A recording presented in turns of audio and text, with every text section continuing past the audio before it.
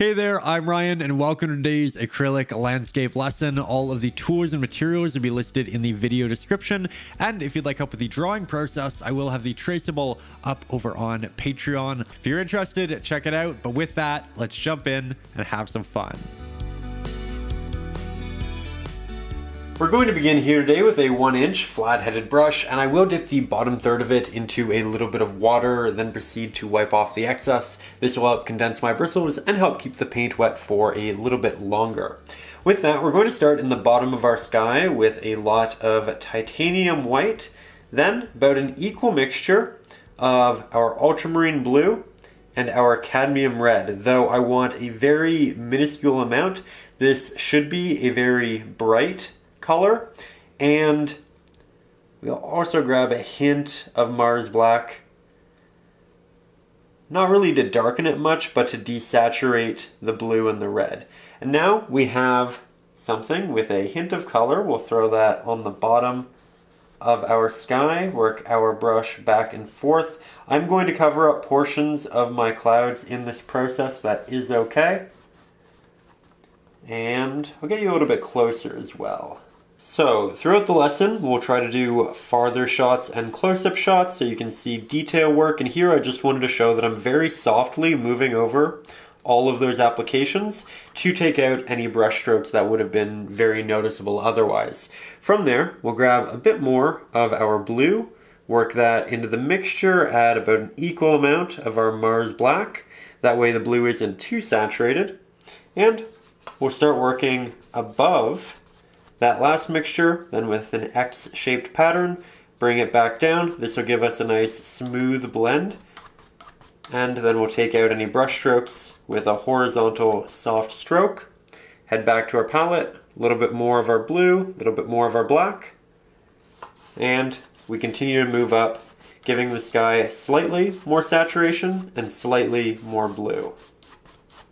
Now we'll take a bit of a step back so you can also see that I'm going to be working around a couple of clouds.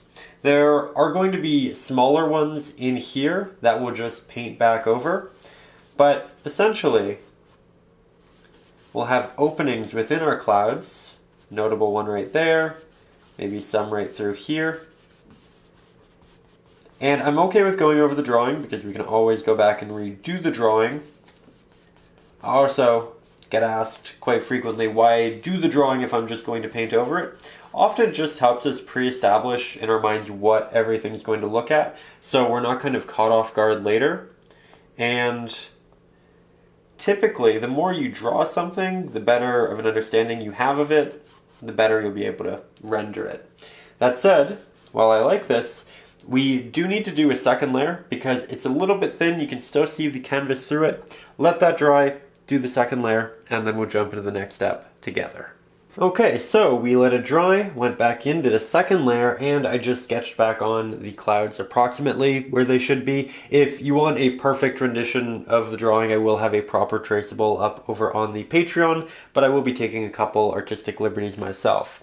With that, we are sticking with the 1-inch flat-headed brush, and we're going to head into the bottom layer of clouds, then work our way up. Now, these have some really warm light on them, but we're going to start with our darker blues. So, I'm going to work on top of my dried mixture here and leave a little bit of it safe at the top.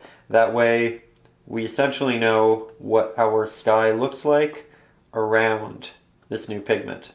So I'm starting off with about an equal mixture of our titanium white and Mars black.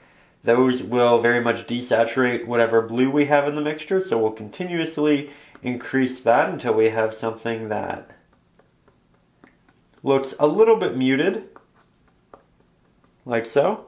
Not a dark blue, but definitely dark relative to everything else that we have on the palette. Then I'm going to use the sharper edges of my brush here to work my way around the mountain tops. I like to do this at the beginning when I have fresh paint on the brush because that's when you have the best ability to render sharp line work. So I'll just work that all the way around, and then I'll go back and I'll start blending upwards.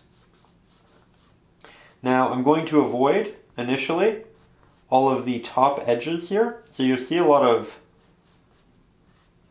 rough blocking right now. That's okay. That is our current goal, just because we're going to want to use a different brush for that fine work. So now that we have the body of our clouds blocked in and softened, let's get a little bit closer and let's switch our brush. Here we have a round pointed brush, and this is great because the point is fantastic for details, but that soft edge can be great for blending clouds, especially their edges, and getting that nice feathered effect. So with this, we're going to grab that same pigment that we were working on, and we'll just go right above our previous applications. And I'm doing a bit of a drag and tap for a lot of this, to begin with anyway. Grab a bit more paint. But the goal is to add all these little wisps and details into the cloud. Because our brush is damp, we're getting a semi-transparent application along the edges, which is nice. It means we can see the sky showing through. Typically something you can see with clouds, but we'll also do the feather effect in just a little bit. So here, we'll work our way around the top. We'll have another cloud overlapping this one. There we go.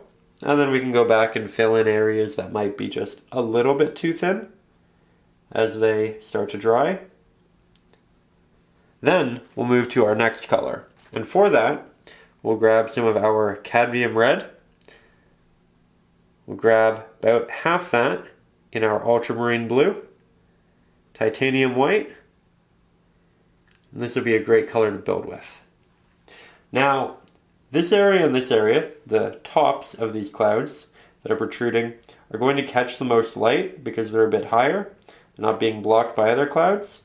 So I'm just going to apply a layer to the top left-hand side of them, for the most part, like this. And I'm going to do so not hastily, but I do want it to blend somewhat with our previous application. So I do want that first layer of blue to still be wet, and if yours has dried, you can always go back and just add a little bit more blue before you start this process. That way, as I move down and I work with a little bit of a circular pattern with my brush, you can see that we're getting a blend and a soft one.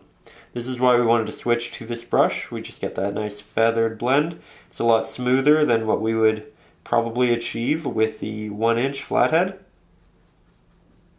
There we go.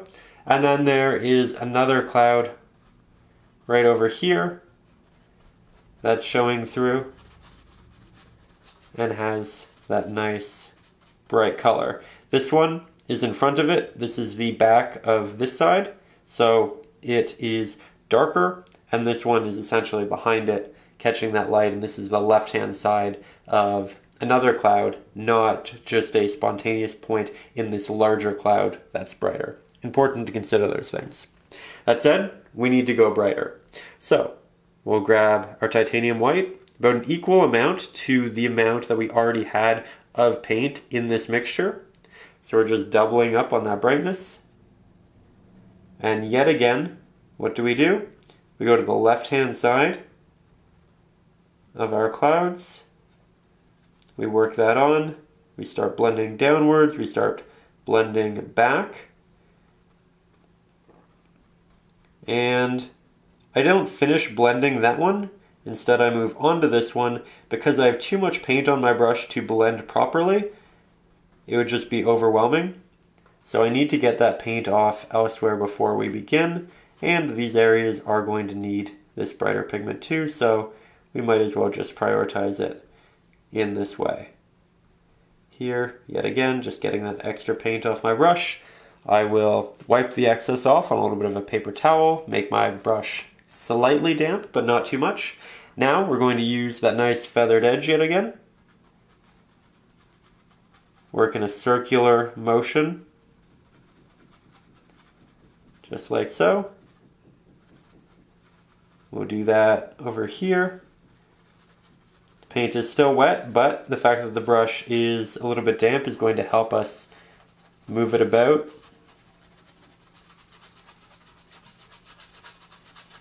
There we are.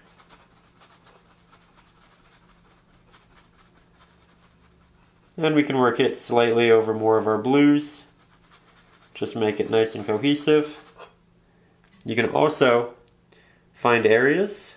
Here, I'll mix up the darker pigment one more time.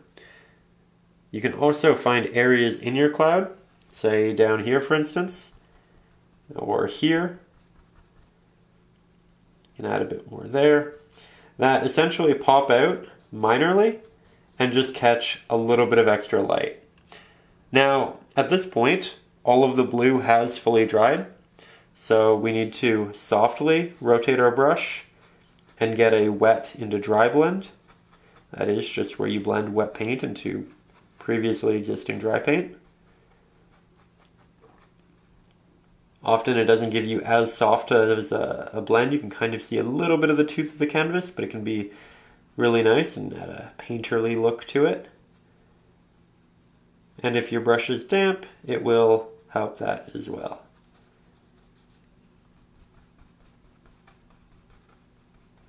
There we go.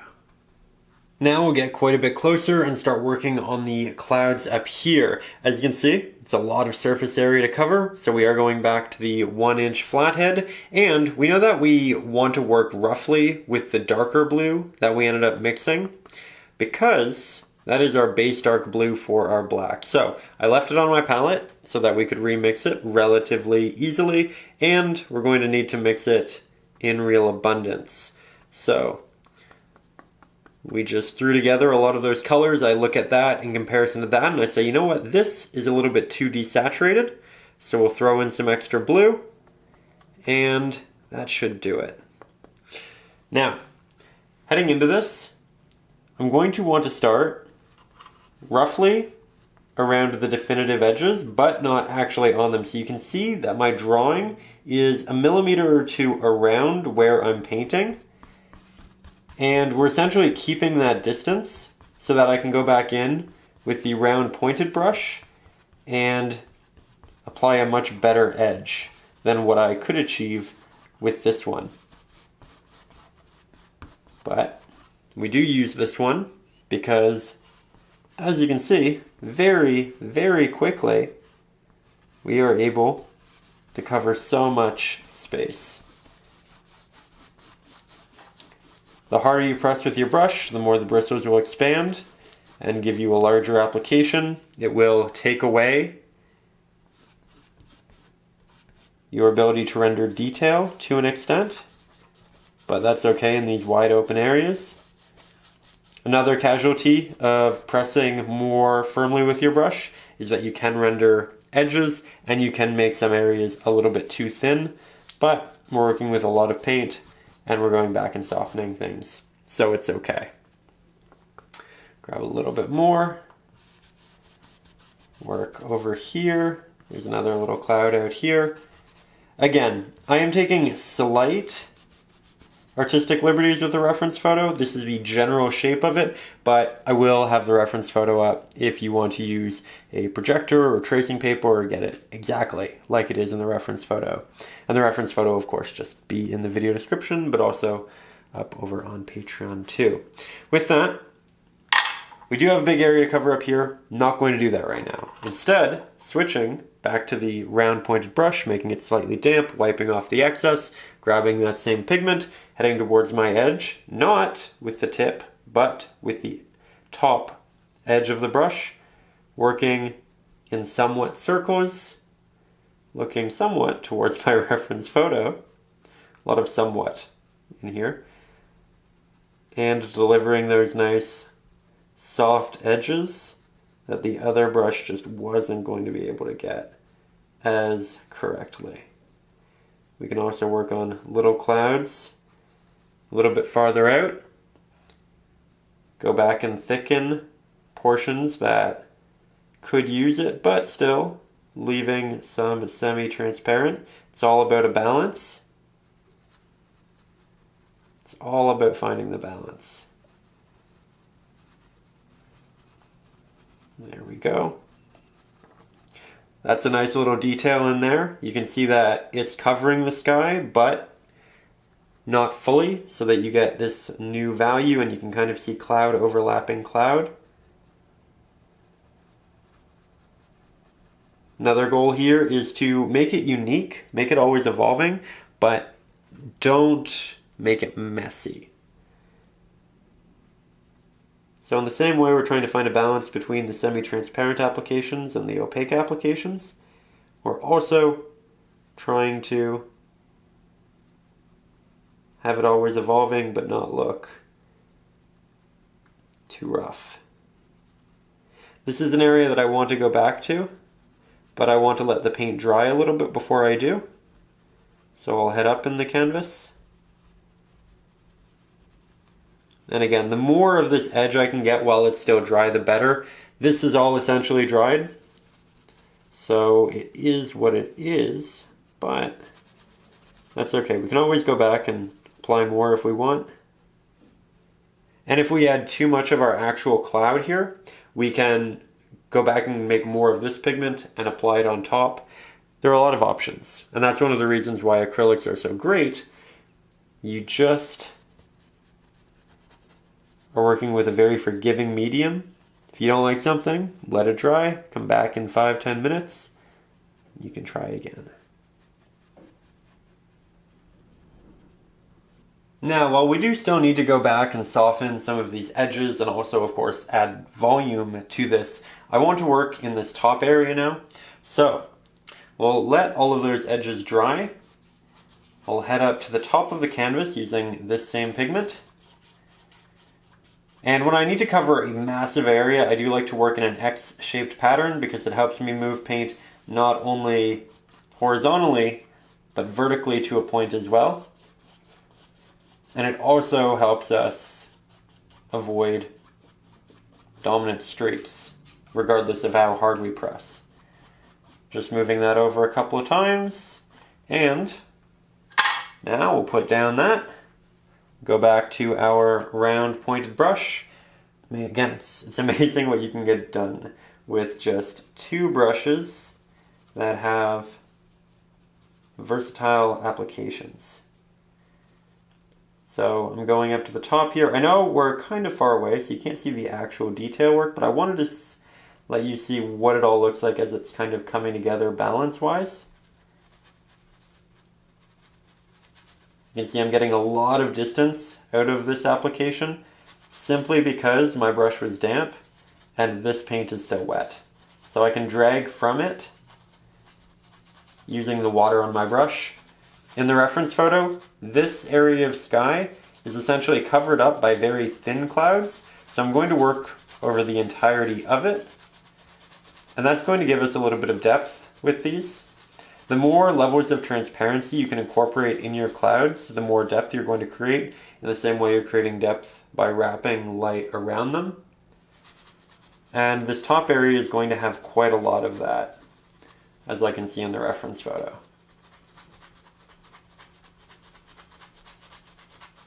Nice and easy, cathartic process. I'm going to get a bit more water for my brush, a little bit more paint.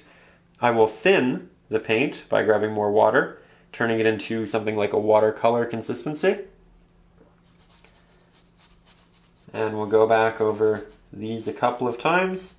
Be careful that you don't make it too watery because you can, watch this, I'll make it very watery.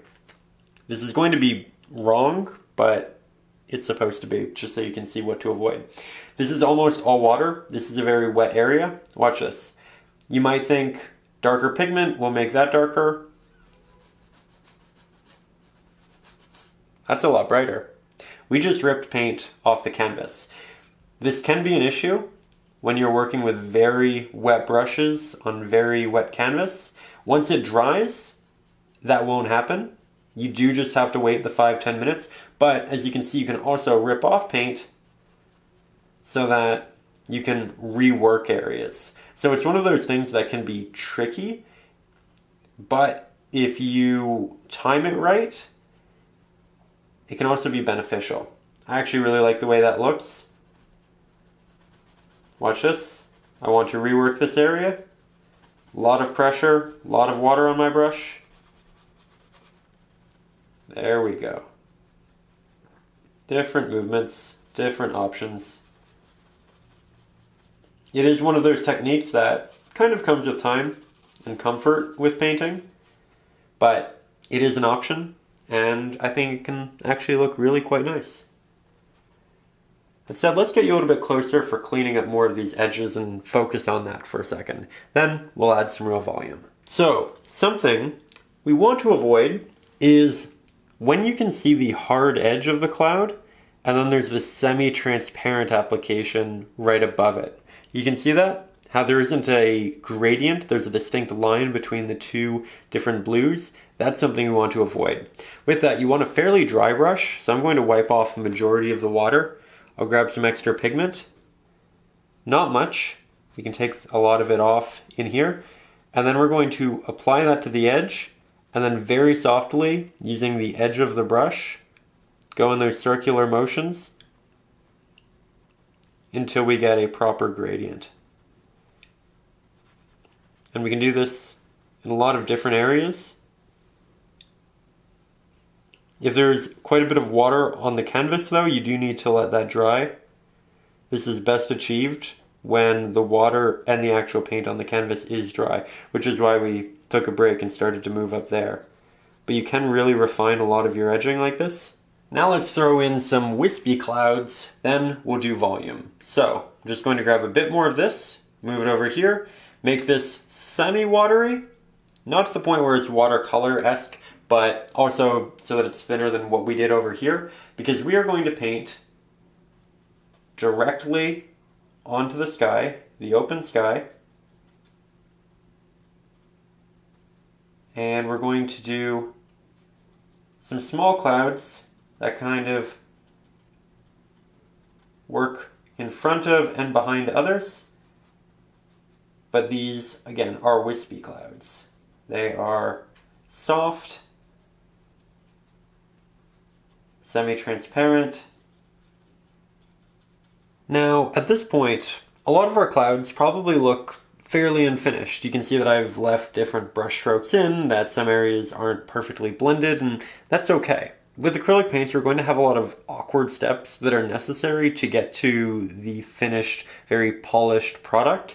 And at this point, it doesn't have to be perfect. Don't be discouraged if it is, because this next step is going to help fix a lot of that. And that is going to be adding volume in a similar way to what we did down here, but we'll do so up in these clouds as well. Now, I am going to be sticking with the round pointed brush while we will be covering fairly large areas of space. We do want it to have detail.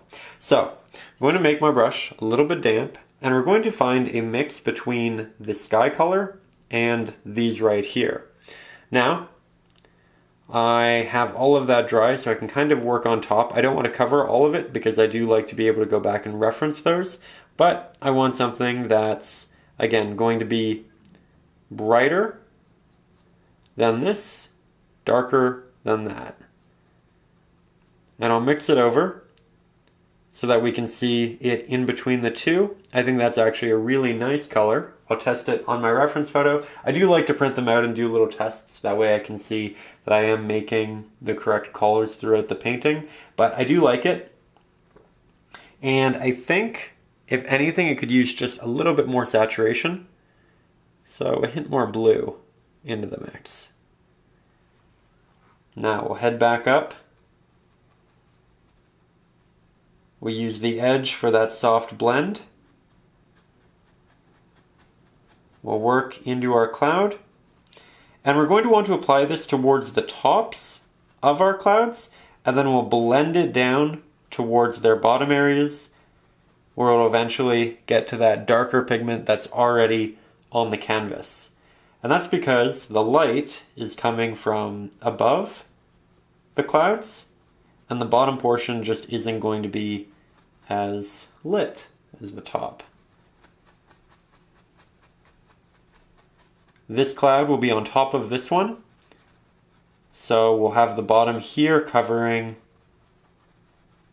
a lot of this. There's a bit of an opening in the clouds here that I don't actually have painted in, but we can do that. So here is almost another cloud. Let me just interject some sky there quickly.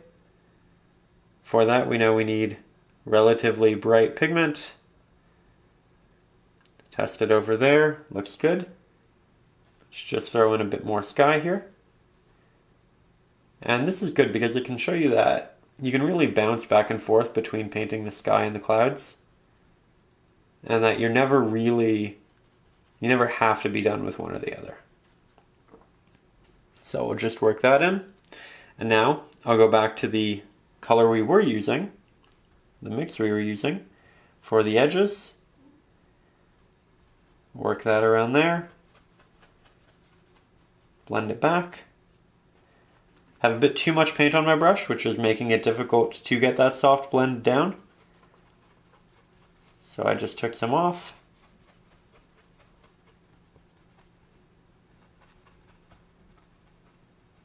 Blending down from the actual cloud, the opening in the sky. Circular strokes, not using the tip of the brush, but the edge of it. You can see that light's coming down through here. It's getting darker and darker as you move towards the bottom. Going back, softening some of these edges. And much like the clouds down here, it doesn't happen in our first application. We just slowly build all of this up until we have those right balances. Circular strokes.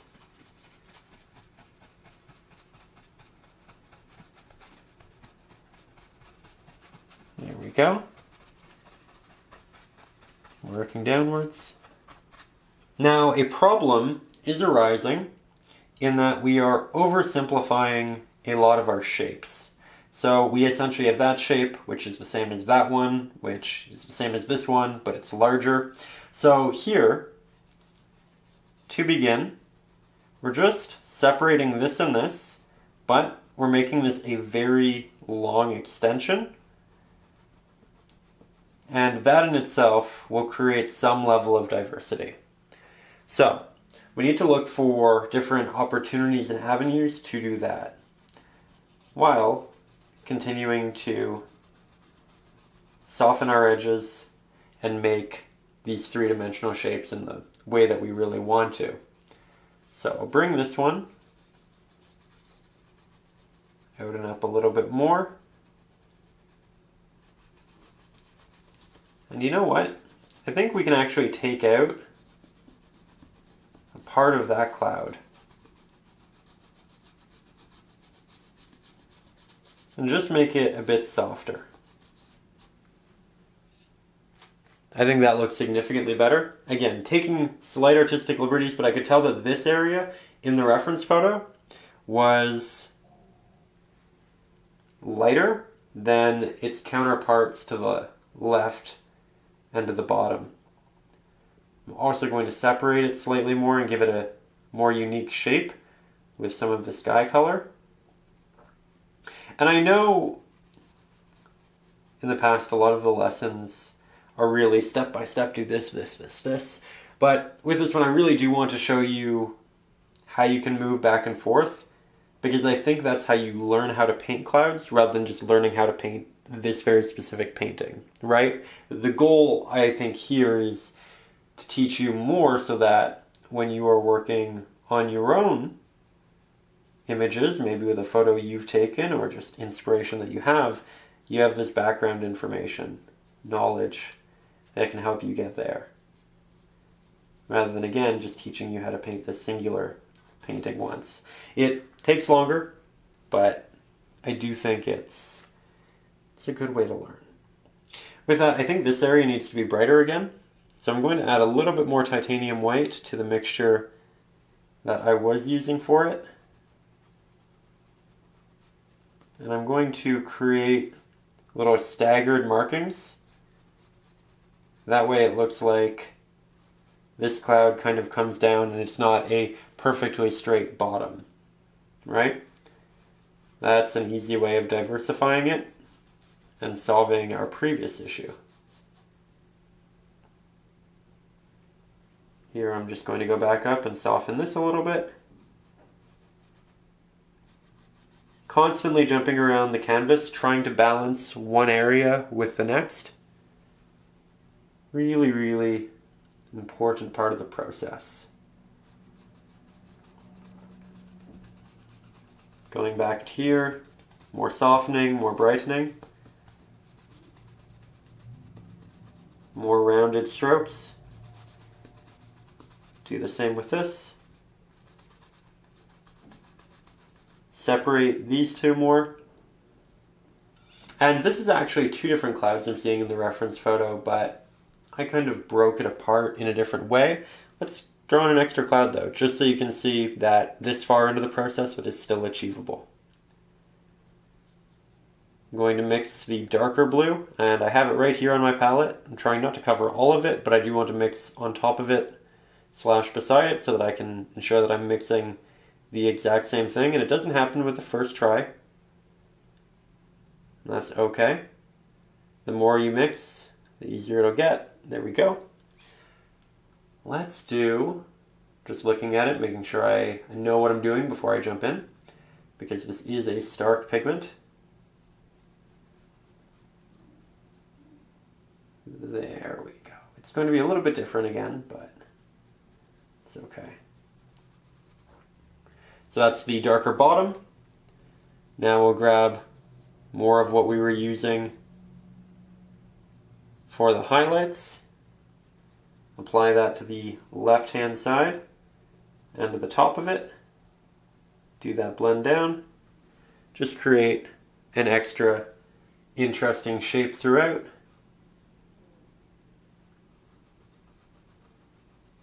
And continue to diversify.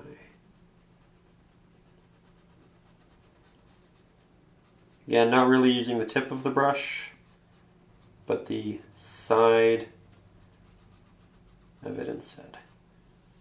Now we're just going to reincorporate a little bit more of that bright sky down here and change these from all being the same, taking my pinky finger, grounding it on the canvas so that I can eliminate some shake from my hand. But this will just give us something a little bit more interesting to work with. Trying not to use too much water.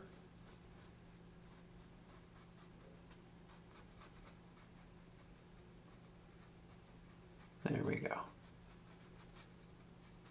Okay, now there are definitely changes we can make to the clouds, but I don't want to add too much detail or soften them too much before I know what the rest of the painting is going to look like. So we're going to take a break from them and we'll start working on our mountains next. So here we are yet again, a couple of steps back, and as you can see, this is a bit softer than it was in the previous clip. I did spend another half an hour just going over areas again and again, redoing things. It wasn't doing anything new, which is why it isn't included in this video. It was essentially just doing more blending, adding more paint and going back and forth until I found the balances that I really wanted. Yours may be a little bit different, but do just take that time, refine where you can, and go over the edges of all of your clouds, at least visually, and ensure that they are actually what you want them to be, because there's so much variation that you can incorporate, and I'm sure yours will turn out different than mine are different than the reference photo, and that's okay. Have fun with it, and just kind of enjoy the process while learning about different amounts of water versus paint versus transparent layers and opaque layers, all of that good stuff. That said, now we are going to start working on the mountains down here. I'm going to do so with a 1/2 inch flat headed brush. Same as the 1 inch, except it is half the size. And it'll be great for crafting the sharp lines that are comprised in the mountains. And the mountains are going to have two primary values for the base layer. One's going to be a really dark bluish gray. One's going to be a slightly less dark bluish gray.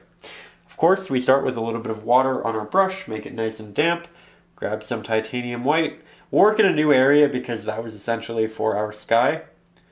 We'll grab double that in our Mars black, and then we'll grab maybe 1/3 of that in our ultramarine blue. And this will give us a nice cool mid to dark gray. I'm going to use this to apply where there's essentially going to be snow. So I'll start here by working in the tops and the edges of our mountains because we like to work on these spaces first when we have the most amount of water and control with our brush. And I'll just move that down, though this is going to be very detail oriented, so I'll get you quite a bit closer. So yet again, grabbing a bit more water, more of our paint, and we will continue to render those minute edges first. Remember that we're going to fill in the rest of it with a bit of a darker gray. Right now, we're really just defining where we want snow. There we are. For this, I am going to follow the reference photo quite closely, just so that I don't make things too visually similar and simplify them.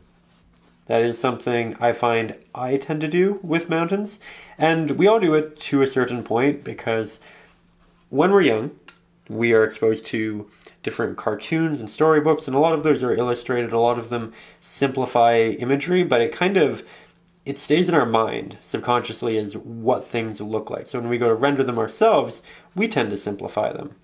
That's why reference photos are great. They show us how to expand upon things that we would have made unrealistic because of our previous exposures to them.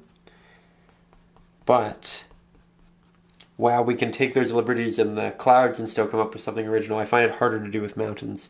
So that's why, again, I'm going to essentially just look up at that every time I want to paint this subject. For that reason, I might also be a little bit slower with this subject, and that's okay. If you need to, take your time, have fun with it. Doesn't have to be a speed painting. You don't have to finish it in one day. I know that these lessons typically are 2 to 4 hours, but I don't actually finish them in 2 to 4 hours. There is a lot of off-screen testing that's done, where I play with different colors on my palette, I test directly on the reference photos. Sometimes I do paintings 2 or 3 times till I get them the way I really want them to be. So, don't feel like you have to do it in 4 hours. Don't feel like you have to do it in a day. Work at a pace that's comfortable for you and make something that you really enjoy. That said, there is a pattern towards the bottom here where we are going to essentially work our way up the mountain slightly. You can see how that moves up. It'll connect to here. This moves up there, moves up there. It's essentially the less heavily sloped areas that the snow can kind of find its home on.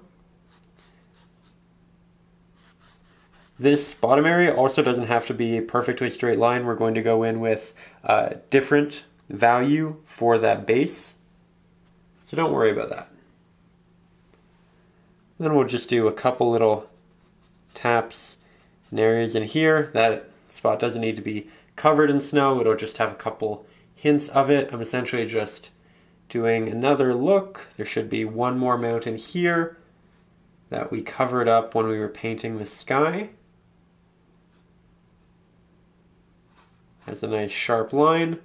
This is why we use this brush, by the way, so that we can render these really sharp lines in a somewhat closed off area.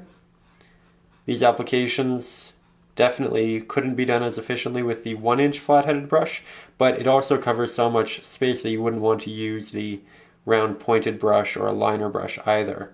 So this is a great in-between tool. There we go. Okay, we'll move a little bit farther back and we'll fill in the rest with a darker value. Now the darker value will be very easy to make because we essentially just take more Mars Black, work that into about half of our previous mixture. We don't want it to be a pure black, and we want to progressively get darker as we move forward in the painting. So this needs range to get darker.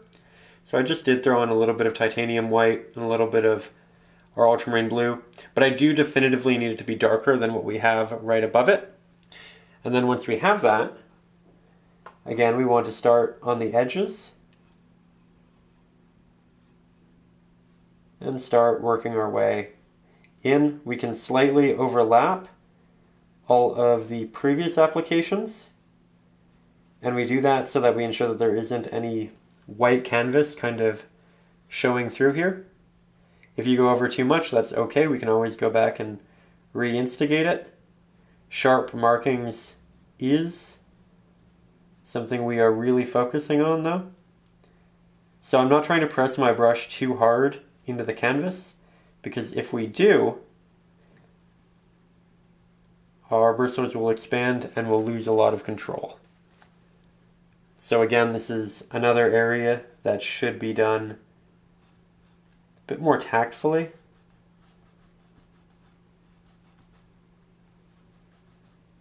Trying to also show you from a bit farther back so you can see the real contrast between the two. It's not great, but it is noticeable, it's legible. We can work with it with relative ease. We have a couple buildings down here that we'll paint relatively soon. So we'll just cover that up. Go back to the palette.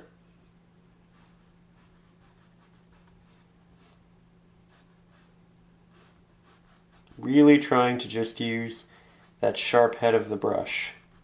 And that's it. Now that you can see the contrast between all of them, perhaps we will get a little bit closer again.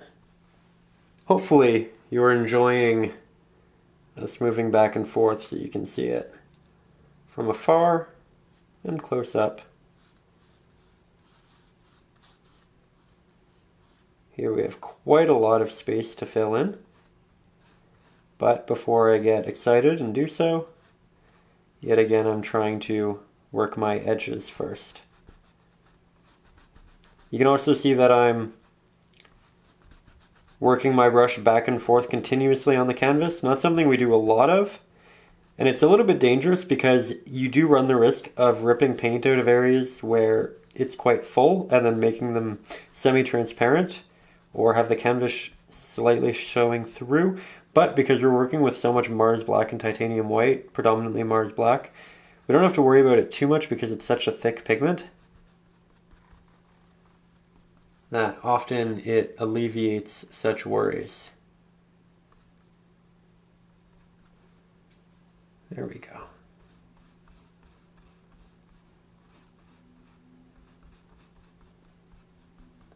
Let's head over there. Another thing I'd like to point out, this looks quite dark, darker than what we have right here. However, it's the same pigment. The only difference is that's starting to dry and it's not as reflective, and as it becomes less reflective it's going to look a little bit less dark, which is a good thing because again we want more of the foreground to be really dark. Just don't continuously try to adjust that to look like that in the process, because this will eventually look like that. Just give it 5 or so minutes. It can be a little bit deceiving, but that is just how working with acrylic paints is. It's part of the process. You'll also find that as you stand around your painting, it'll look a little bit different because of how the light is reflecting. And if you move your lights around your painting, you also see a change. Typically I like to paint in natural light because it gives you the most consistent look at it.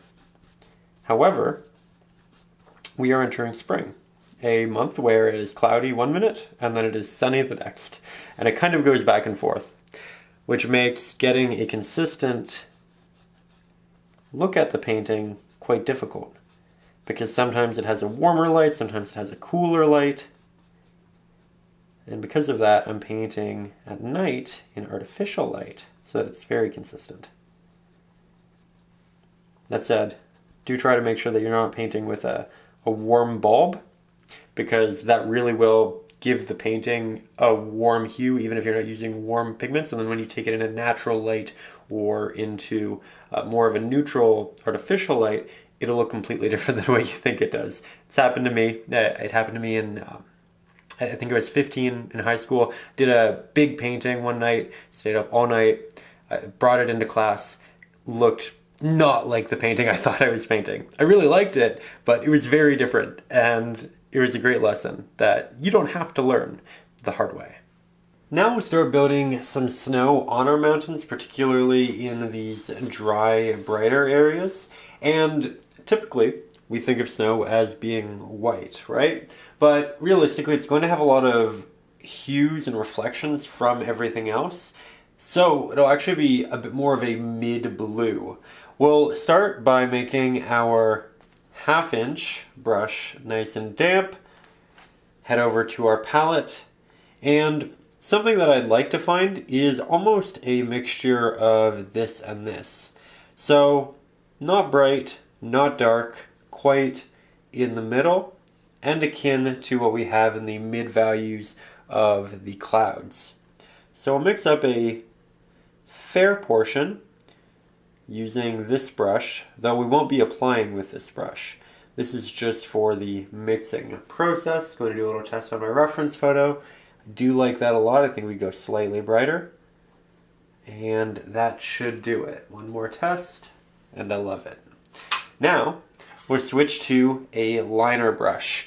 Now, this has a very sharp tip, great for detail work. Can't move a lot of paint, which is why we mixed with the other brush, but it'll be great for working on the details around rocks and all of the protruding areas that do catch snow. So I'll make that nice and damp, wipe off the excess, grab some pigment, and we'll start heading in. As I noted, I'm going to want to work predominantly on the brighter areas. I'm not going to make a lot of elongated strokes. It's going to be a series of little taps and drags that connect and build up larger areas. Now I'm keeping the camera back for a second just so you can see where we are, but I will get you closer now so I can show you the detail of the actual application process. So here we are, quite a bit closer. And what I'm doing initially is I'm looking at the edges of these highlights and I'm saying, okay, you know what? That needs snow. So I go towards the top of it and then I'll, through a series of taps, work my way down. Then I go back up. I fill it out so that it's a bit wider. Looking at the reference photo, it also starts to come down, but it doesn't start to line the very bottom. It eventually dissipates for the most part. There are going to be areas that break that rule, but a lot of it is towards the tops of these previously implemented, not highlights, but certainly brighter areas. See that?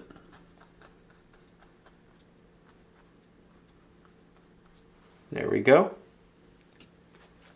And we're just building up all of these different layers.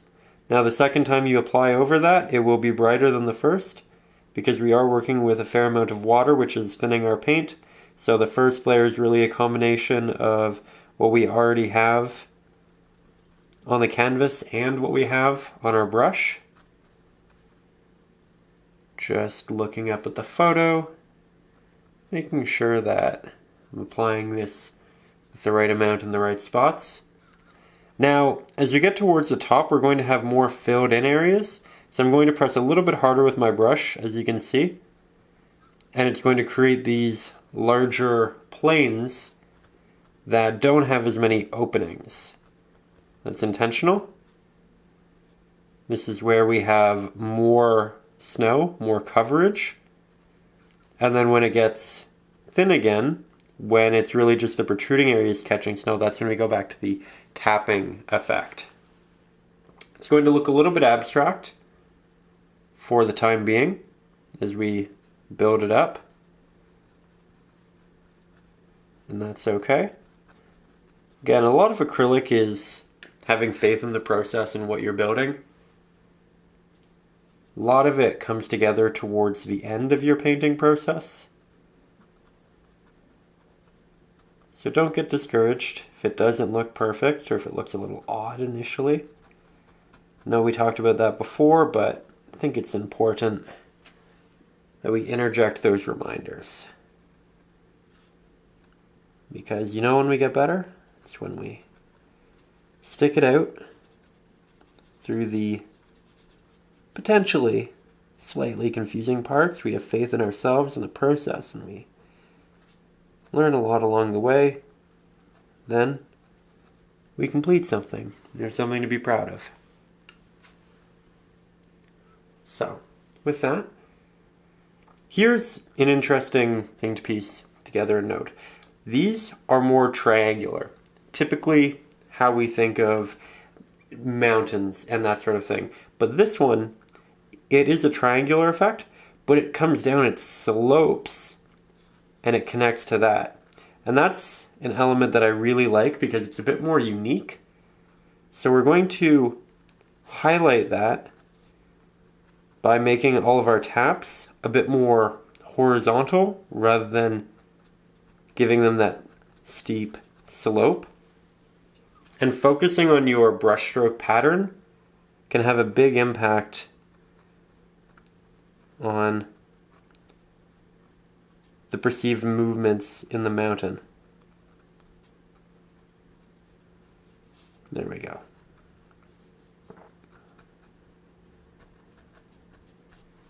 Like that a lot. Fun extra feature. This one is farther away, and it's to the side, so I don't want it to get too much attention. So I'm actually going to cover the majority of it with this, leaving almost no openings. And I'm doing that very purposefully so that it's less visually engaging, which I know might seem strange, but when we're doing paintings like this, we want to prioritize different areas. So some areas are going to get a lot of attention, some are going to get little. And you do that so that the eye doesn't essentially fight with every portion of the painting saying, what do I focus on?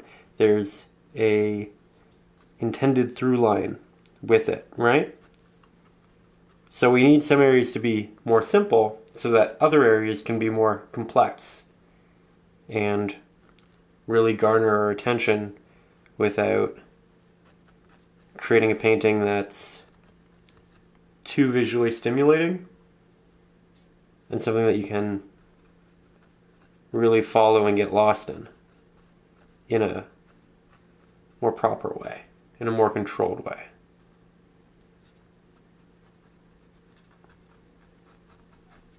There we go. Let's take it a little bit farther back. It's also worth noting that this is only layer number 1 of our snow. And we are going to do multiple. We're going to build it up as we do the clouds, as we do everything. We want to build that texture. We want to build that depth. And that is done over time. Now, with these, I notice that there are larger areas, as you can see here, that work their way down, and they're distinct. We're going to have smaller markings, implications as well, but we want particular highlighted areas that really stand out. So I'm going to start with those. Applying a little bit more pressure with my brush. There we go.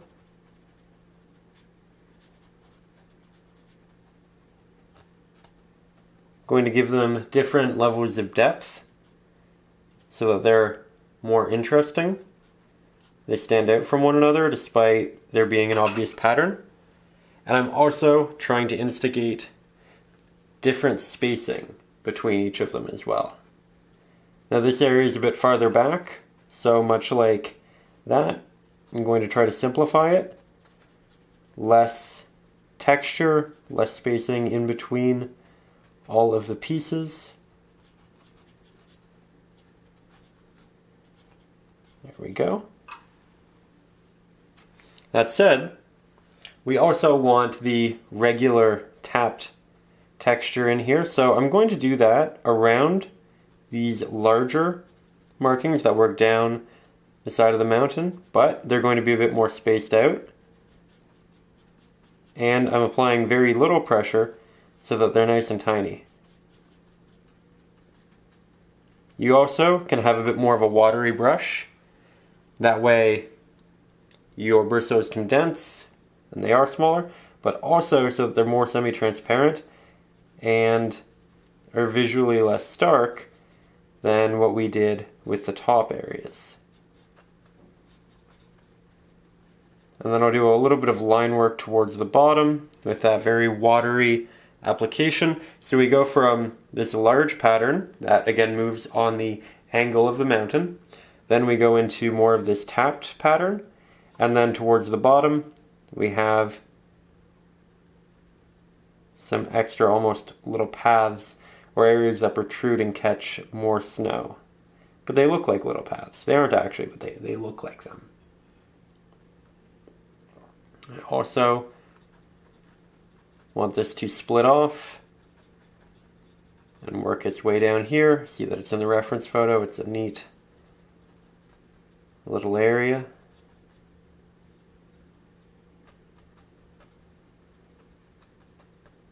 There we go.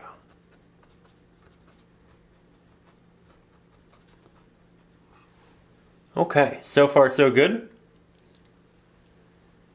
Now we'll work over here. It's closer to us, so we're actually going to see a lot more detail in these. So I'm going to try to find and create little ledges, essentially. Areas that are going to be a bit more flat, and you can generally decide on where those are going to be by which areas are more horizontal in your slopes that you've made naturally through this. Areas that snow could sit on because it isn't at too much of an angle. And then we'll also just piece in little taps here and there on the general slope and angle of the mountain itself, with little areas towards the body inside that can also protrude and catch snow. Not doing a massive amount of this, and right now I have almost no paint on my brush. I'm just trying to create little bits of texture and very soft amounts of value. Because the subject is closer to us, we do get to see that sort of thing to a greater extent, where these are too far away to really notice it. So I'm just working over a lot of it with almost no paint and slowly building up these perceived areas of volume. Okay, now we take this brush, we put it down. We take our 1/2 inch, we pick it up. Make sure it's nice and damp. Grab some titanium white. Let's brighten this up. And I think this is going to be the only color that I add here. We'll do a test, of course, but I think that should be great. Going back to the liner brush, through here we have one of the brightest areas, so I will start there.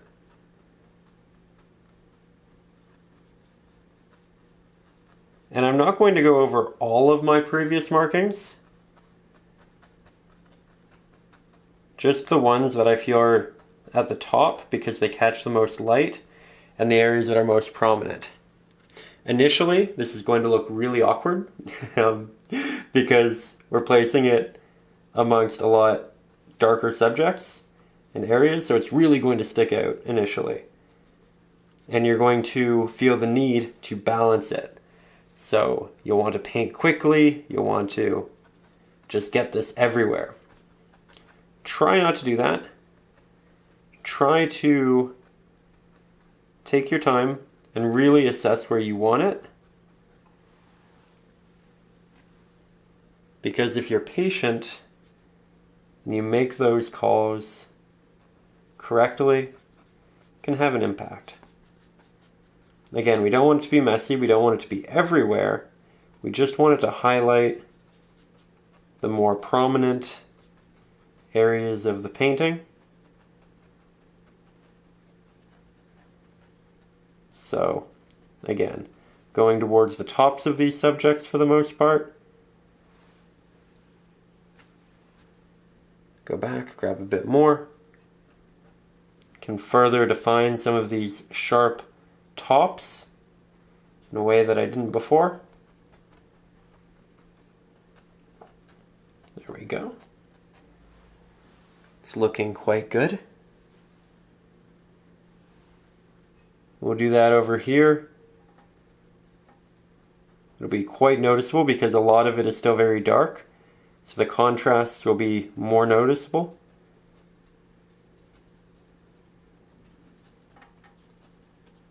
Trying to be fairly sparing with it. Also, not trying to just outline the entirety of the edge. There are areas that are still going to be darker. There we are. Don't love to mix with this brush, but we don't need much paint here, so it's not too tricky. And you can see that I'm just slowly building this up from the top, working my way down.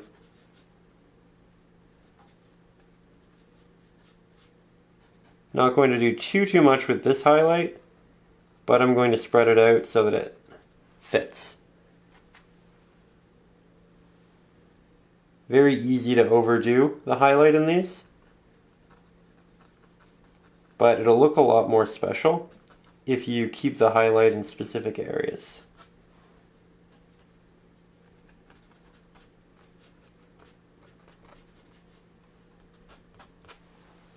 Now, something else we're really going to want to do is mix a slightly darker variant of what we've been using.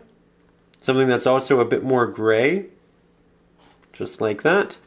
And we're going to want to just tap in some little details into the negative space on the other side of the mountains, into those darker areas. And this is typically going to be through a little tap or a tap and drag in the direction of the general angle. I'm not doing too much of it. I want it to be subtle. But normally when I see a piece like this that has a slope, maybe I'll go to the other side and I'll bring it down in the opposite direction. That way we can see where the mountain is actually making that turn and change. Again, don't want too much of it. We do still want a snowy side and a non-snowy side, but you can also throw that into these areas as well. Not going to do it over here because, again, it is farther away. We don't want to really look at that detail to a great extent.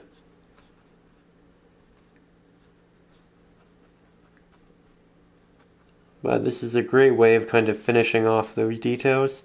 And you can continue to build up highlights in the snow if you'd like to. I think I'm quite happy with it, but I won't really know until I'm farther away from the canvas and I can kind of see it as a whole. You might also want to Leave out a little bit of detail that you feel you will want to add in, just to see how the rest of the piece progresses and if that detail will overwhelm everything else. Because mountains are something you can certainly just add a world of detail to and continue to do so. One of those subjects that does require some responsibility. You can see that I'm really jumping around. I'm going to stop and we're going to take some steps back. Now, taking some steps back, I do think that looks quite pretty, quite natural. Very happy with it, though there are still definitely areas we could increase the highlights on. Maybe we'll do that, depending upon the bottom. I am, though, back to the 1/2-inch flat-headed brush. We'll make that nice and damp, and we're going to make our darkest blue yet. So here we have our darker pigments on the palette. We'll start with Mars Black. We'll add a good amount, probably equal, in our Ultramarine blue, and then just a hint of Titanium White. We really don't want much, but this pigment isn't going to be our darkest dark in the whole painting. It's just going to be our darkest dark yet. So we look at it in comparison to these, in comparison to what we have there, and we say, okay, let's get a little bit darker, but let's leave room so that we can continue to do so as we get closer to us. So, now I'm going to create a line all the way across the mountains towards the bottom. And occasionally, I'm going to work my way up as well, because we're going to have buildings, and I'm just painting in essentially the silhouettes of the roofs. We will be adding some detail to them, we'll be adding highlights, we'll be building it up, but for now, it's just a silhouette. There we go. We have our edge, which means we can do our bottom edge, and then we can fill it in. If it's a little messy on the bottom, and we have this area covered, that's also fine. We'll be painting over it, so don't worry too much there.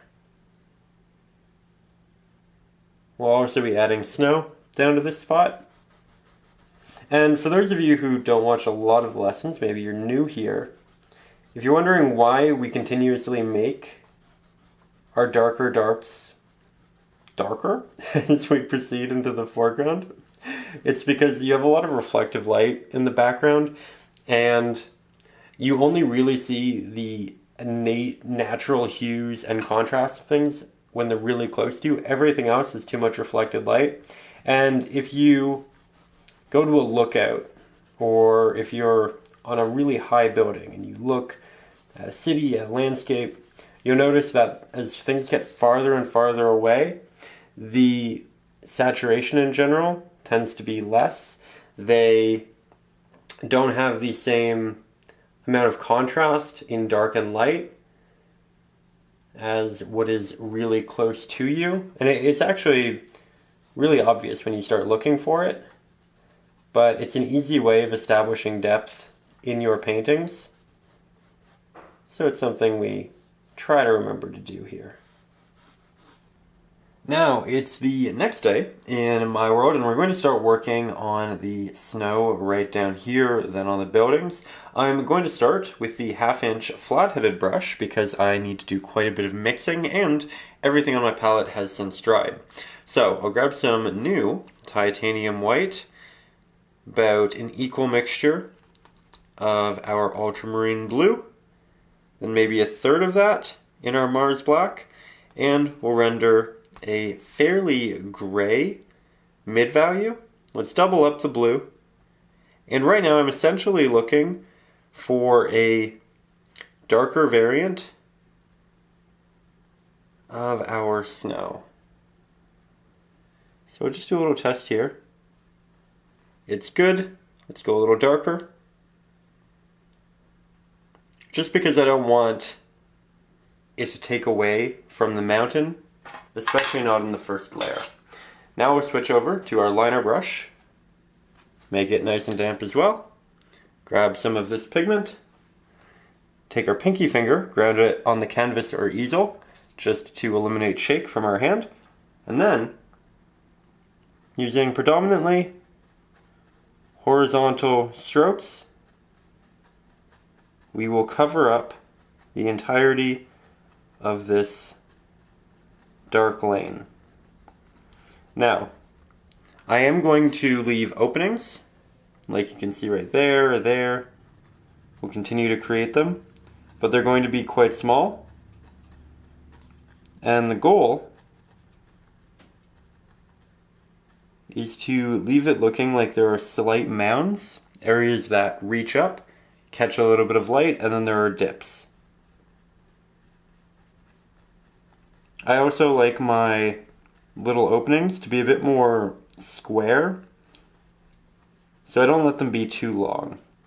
And I'm doing that very specifically because we're going to have elongated openings in the water, and I don't want the two to visually conflict. This process is one that takes a little while to complete, but that's okay. Again, we don't have to rush. There we go. And this is, of course, also, like everything else, only our first layer. We will be doing many. I'm also going to paint over the buildings. You can see them protruding through here. I'll just draw a little through line for the snow that we are going to incorporate. And we'll repaint the buildings on top. At this point, they're just silhouettes, so it's not difficult. There we go. Really making some progress now. Predominantly horizontal strokes, occasionally a vertical stroke or one that kind of bends downwards. As everything dries, you can see that it's getting a little bit darker. Acrylic paints do tend to do that, but they're also very transparent layers, and so we're seeing the darker pigments underneath as it dries. The more we go over areas, the brighter it'll be because we're building up light layers on light layers rather than light layers on dark layers. Let's get a little bit farther back though. Now we'll continue to brighten this mixture, grab some extra titanium white, work that in, and you know what? We'll actually mix a bit more of it just because we are covering a fairly big spot. Don't want to have to go back and mix it too many times. I do like going back and having to mix it once or twice just because it's really good practice and it ensures that you really learn how to mix the color and you don't kind of get lucky and fall on it. So I do like doing a small mix first, forcing myself to do a larger one after, but this is our second, so I think I'm pretty happy. Now again, grounding my hand. Like to start typically at the top. If there is a granular texture showing through from the canvas, that's also not a bad thing. It will also just add a hint of very distant detail, showing slight divots in the snow that have shadows. You can see we're just slowly building it up in a similar way to how we did our mountains. I'll let my edges be a little bit darker as well, not by a grand amount, but a little bit just because having a vignette will help us move the eye towards the center of the painting. There we go. One more time. We'll grab the 1/2 inch. Might make the highlight a little bit more blue and a little bit brighter.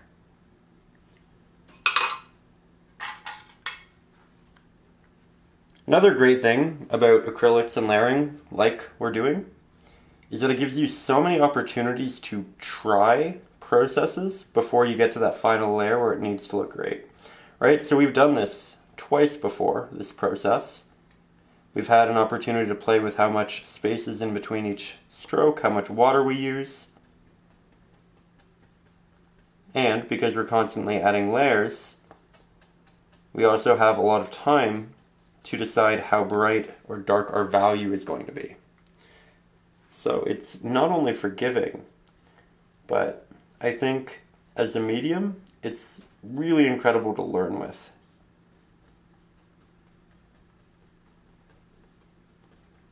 There we go.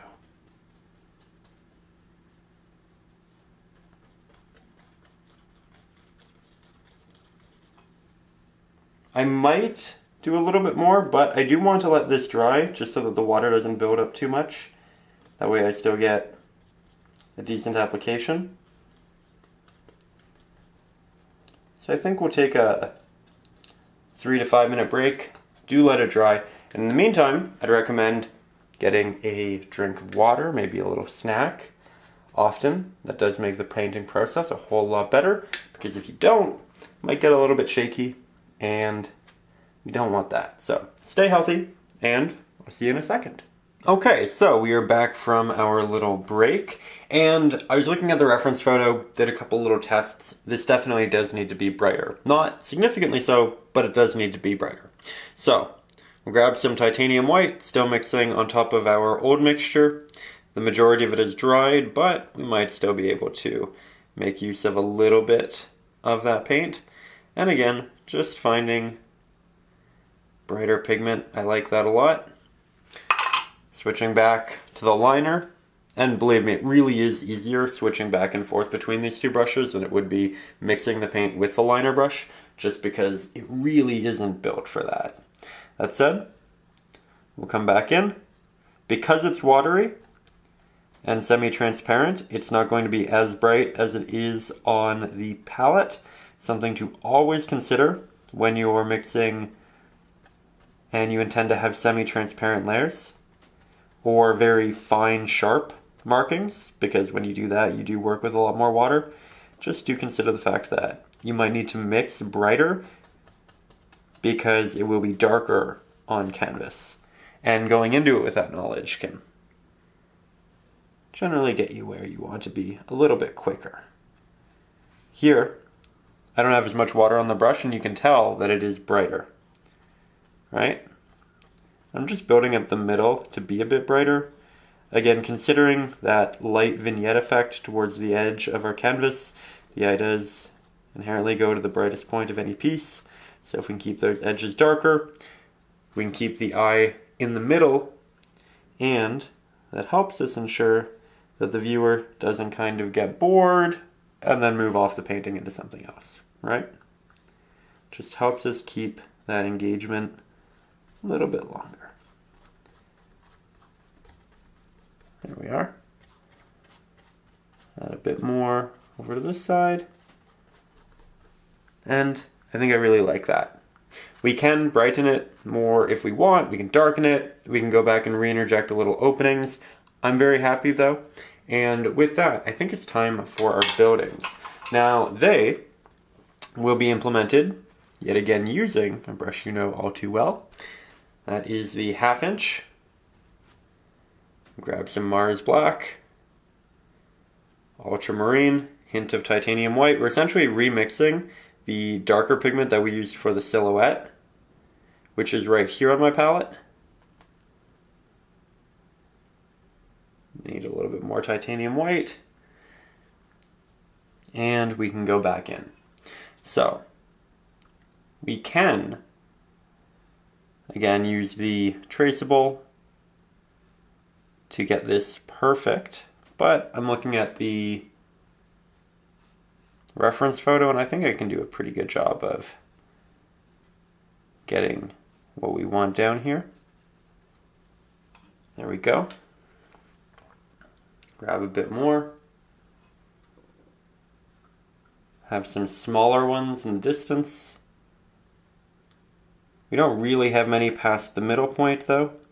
You can also use just the corner of your brush to render smaller ones, because the full edge might be a little bit too large.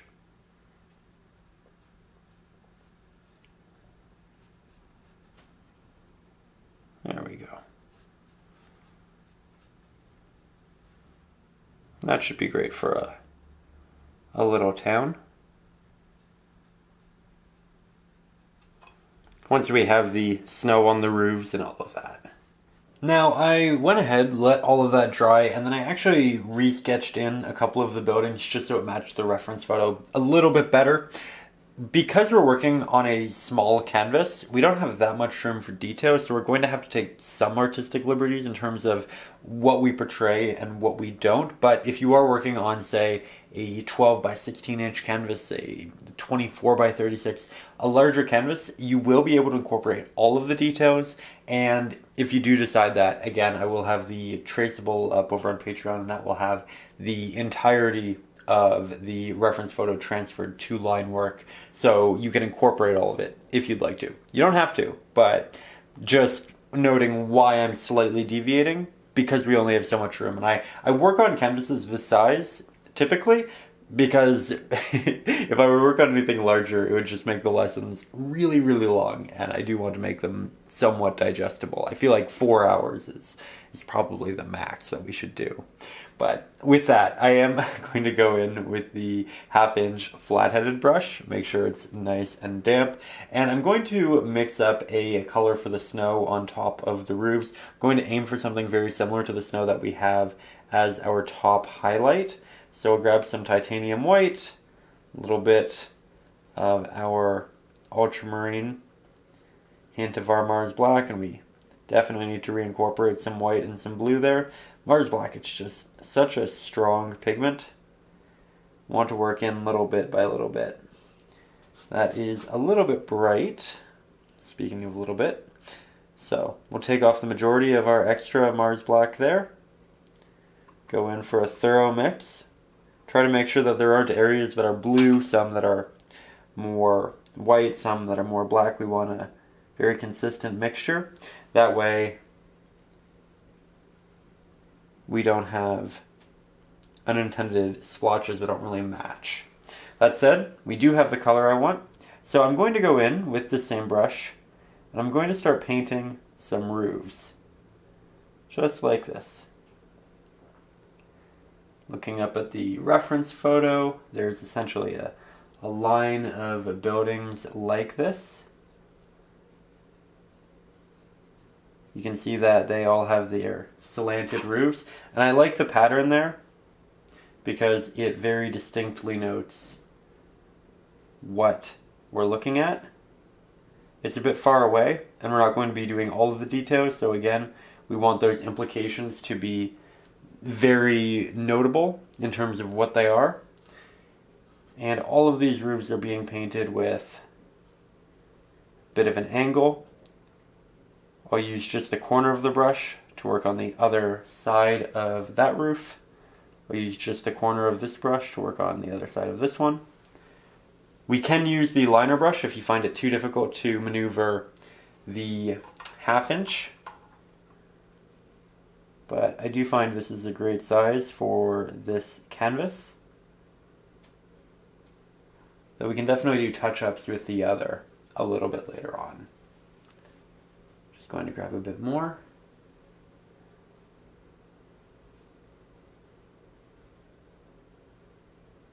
There we go.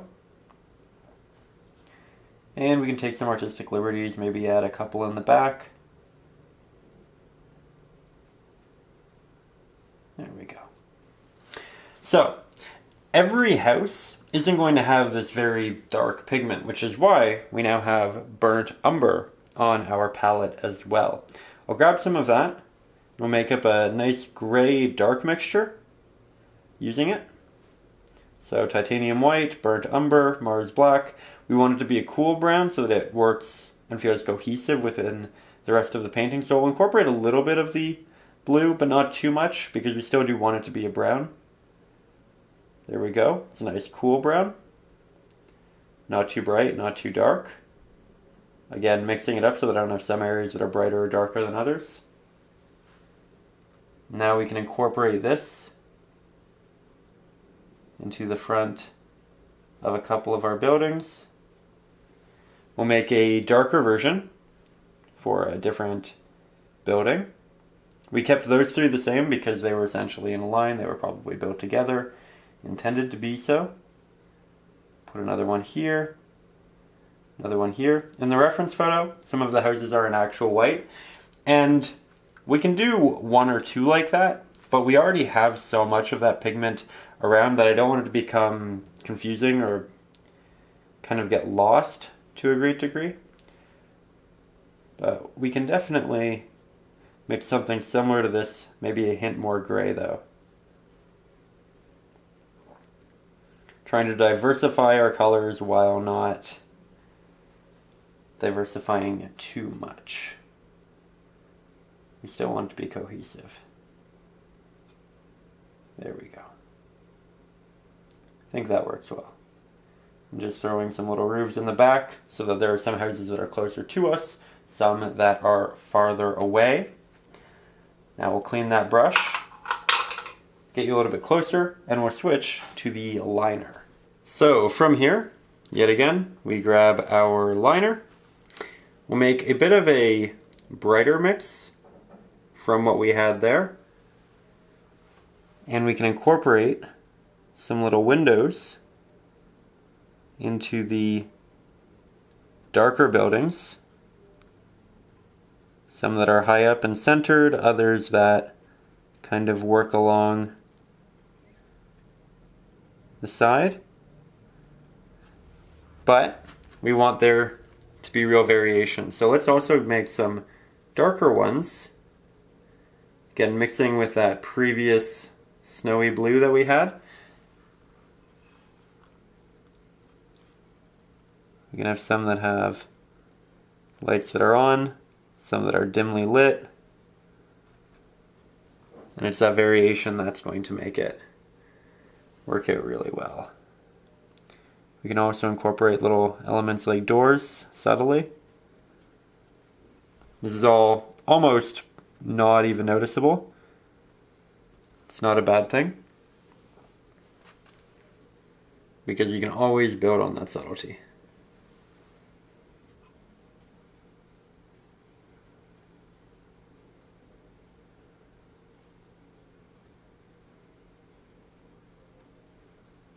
There we are. Now we can definitely add additional details and highlights to these, but much like the mountains and even the clouds, I don't want to do that until we have a better feel for how much detail the rest of the painting has, particularly the actual foreground. So we're going to move on to the water next. I'm switching to the 1-inch flat-headed brush, same one that we used in the sky, and I'm going to mix the darkest pigment yet. It's not going to be a pure Mars black, it's still going to have a little bit of titanium white, a little bit of our ultramarine blue, and you know what, it can actually have more ultramarine blue than anything else. We can up the saturation a little bit as we move closer to us. But this definitely needs to be darker than what we have on the palette, though it needs to leave some room to become even darker for the true foreground. Then we can start by cutting across here, as we've done before.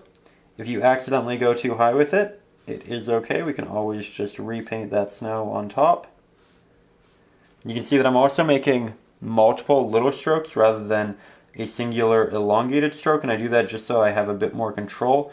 Typically when we make those elongated strokes, we tend to add a curve to them, whether it be up or down, and I'm trying to avoid that.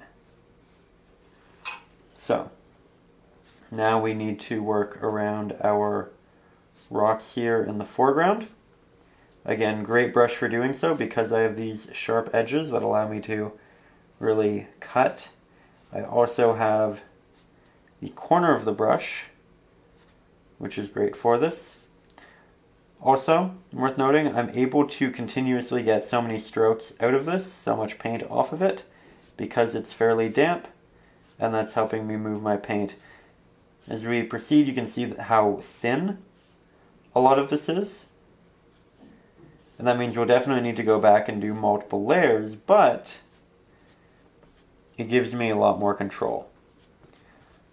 Now filling in the top and the bottom, but we don't want to leave it like this, because we may have brush strokes that work vertically, and the water should look like it's moving more so horizontally, right? So what I'm going to do is I'm going to finish applying all of it like this because it's easiest to do so. There we go. And then, once it's all applied,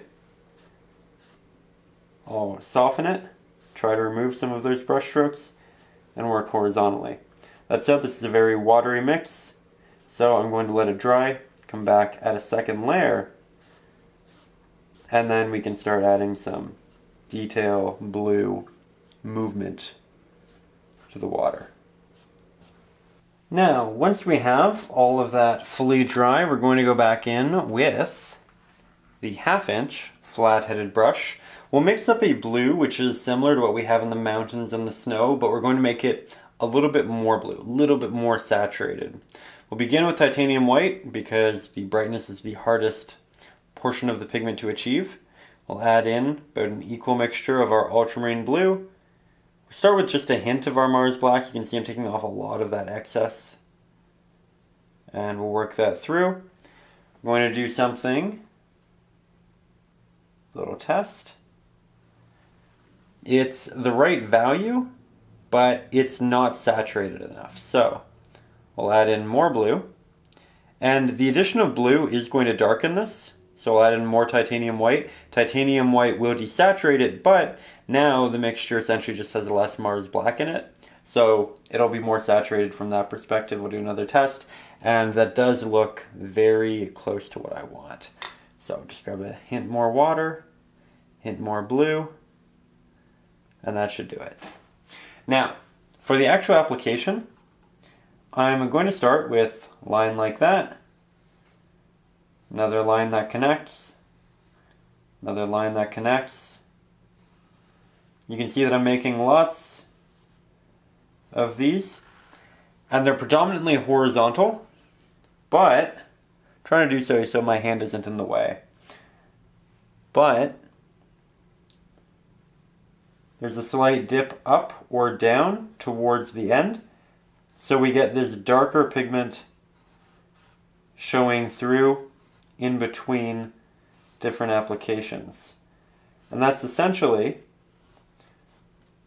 the bottom area of a miniature wave where the light is catching the top, it's catching the sides, it's catching the light that way, but there is an area where it's dipping back down, and because the water is too dense, there's too much water, you can't see through it, the light can't get through it, and we are left with this slightly darker area. And we just want to achieve quite a number of those in the foreground.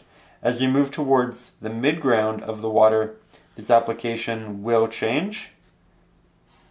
So do try to stick fairly close to us in this initial application process. I'm also continuously going back and grabbing more water because I want these lines to be nice and sharp. Means they will be semi-transparent. We'll have to go back over them a couple times. That's okay. There we are. Looking back in the little viewfinder lets me essentially look at the painting from really far away. Very good. You can also use a mirror to do so. That's also quite helpful in painting. But now as we get towards that midsection, we're going to change this a little bit. Now we're going to make all of our openings and our line work much smaller. So rather than making an elongated stroke, we're making one that's maybe half the size, but even less. And we want to slowly transition these to get smaller and smaller as we move into the background. Essentially, we're just seeing the waves get farther away. And when something's farther away, it looks smaller because of perspective, right? So it's an easy way of instigating some depth. There we go. However, once we get far enough away, things change yet again. And at this point, it essentially just becomes a tap. So it'll tap and a drag. They're even smaller, so it's not even a third the size of our initial dragged strokes. This essentially goes on top of our last application. So we have 3 different ways of applying water here. And this is why when people ask, how do I paint water? How do I paint mountains? How do I paint clouds? It's difficult to answer because it's always going to change depending upon A, your lighting, but also B, how far away your subject is, because you paint it dramatically different depending upon that. Also, you can have different types of clouds and different types of waves, different areas of water, right?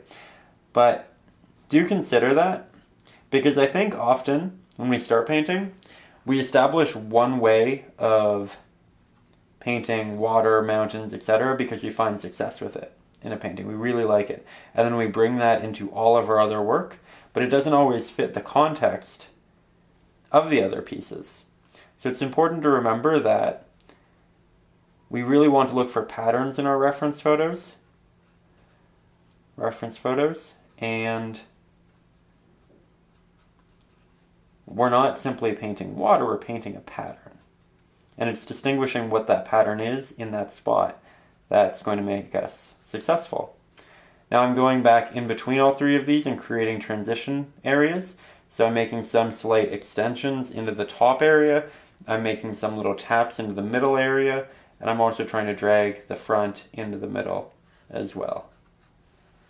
But just like that, we can pretty easily accomplish water. I'll get you a little bit closer for some additional transitioning.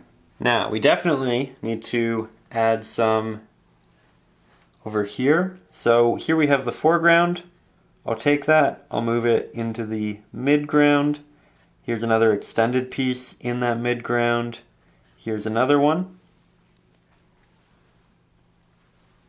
Let's build up some of those layers though, because it is all semi-transparent. Again, it's all of these layers that are really going to build it up, as that is how acrylics tend to work. Lots of additional tapping in the background.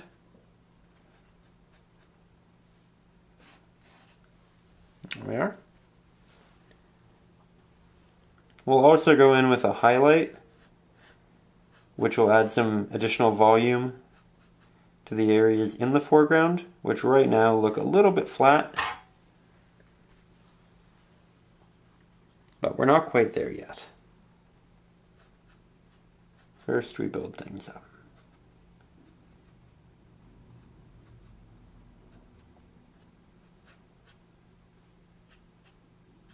If you end up doing too much in any area, it's also okay, because we can always go back and reincorporate those darker applications with a liner brush. That said, I think it's time to add in some additional highlights. Work with blue and titanium white. So just moving farther and farther away from our Mars black mix,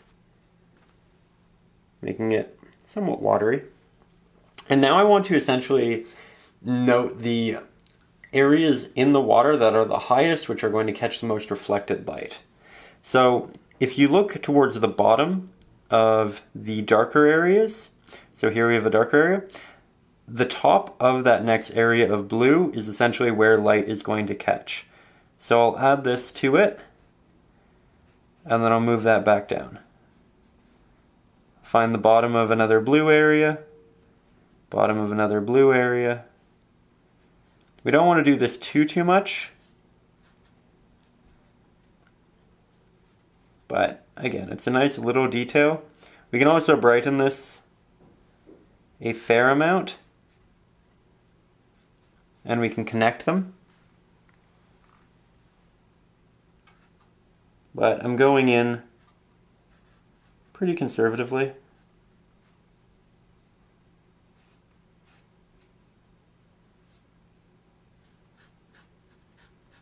There we are.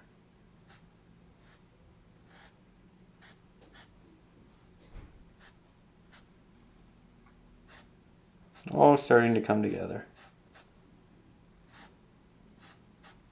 Now, from a distance, let's switch to our liner brush, grab a bit more of that highlight, and continue to do so. I moved us back because it is important to remember that while we're painting fairly close to the canvas, typically when you walk into a room or when you're looking at art, it's 5, 6, 7, 8, 9, 10 feet away on a wall. And that's how you really take it in for the most part, right? So we need to make sure that from a distance it does look good. And that is, again, why my viewfinder in the camera is helpful. Gives me essentially a very distant look at it, but you can also, again, use a mirror or take a little break, move it into your washroom where you have a larger mirror and do something like that. These are all just little ways of ensuring that the painting is looking the way you want it to. Again, they fall into that realm of not necessary, but potentially helpful, right?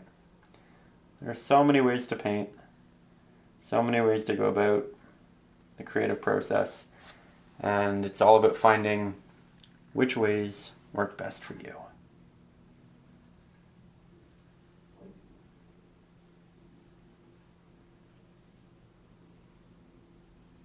There we go. This might be a little bit bright for the mid area. Should probably keep it more so towards the front, towards the foreground.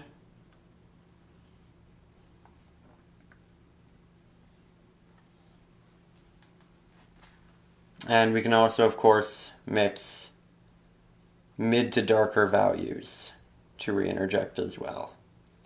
Probably won't do too many of these, and I know I'm mixing with the liner brush, typically something we don't do, but I didn't need much paint. So it was one of those exceptions, I think.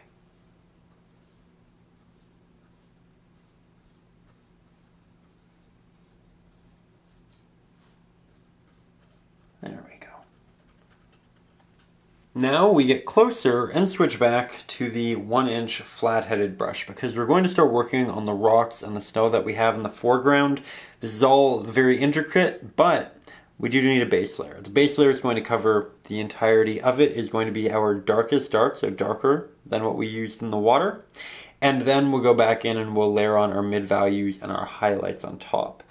Again, I know that at the start of the lesson we mentioned this, but I do always enjoy painting over drawings, and I don't look at it as a bad thing because it gives us an opportunity to really familiarize ourselves with the subject. Then when we draw it again, our second drawing is probably a little bit better. We are more introduced to the subject, and then by the time we're actually painting it, we know exactly what we're doing. So here you can see all of those drawings, and very soon you will not, and that is okay. Our painting will probably be better for it. I am starting on my edges, as we tend to do. There we go. You'll notice that there are lots of these interesting angled strokes, that our rocks aren't all flat. Most of them have something that makes them individual, and I love that. That's what we're aiming for. Now I don't have enough paint to do that edge confidently. My brush is starting to get too dry, and I don't have enough paint on it, so I'm just going to use the remainder to drag what we have here down. Work in an X-shaped pattern to get as much distance as we can, but as you can see, eventually it just gets a little too thin. So let's grab some extra water, grab some extra paint, and we'll work over here.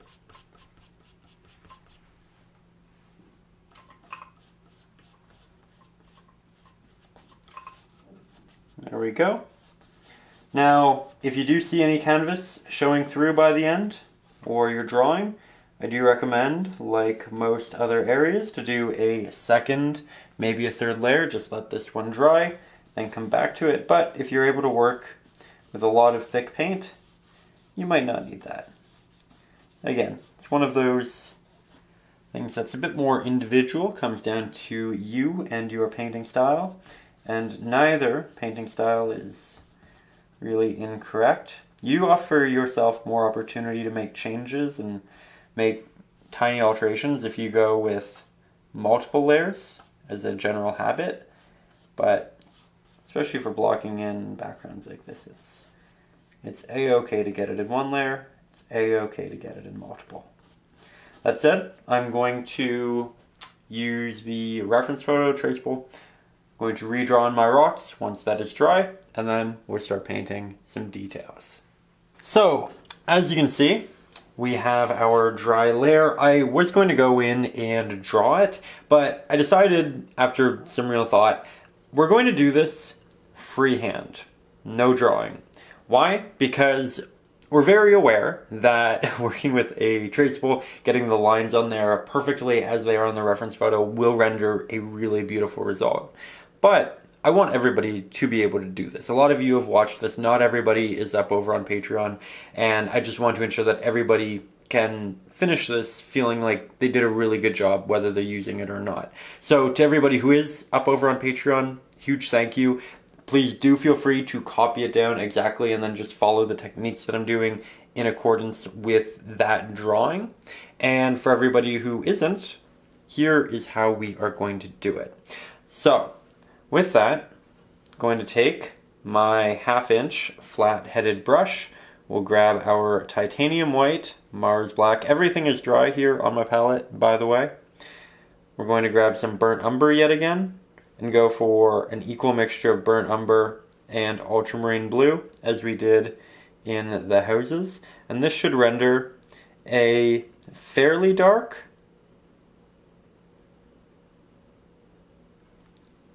cool, earthy gray, just like that.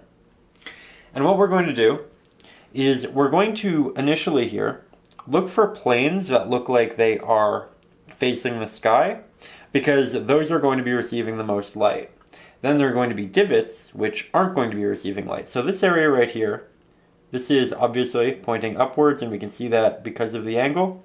So we'll start working this through there, and then I'm going to leave a little spot, and then I might create some extended rocks through.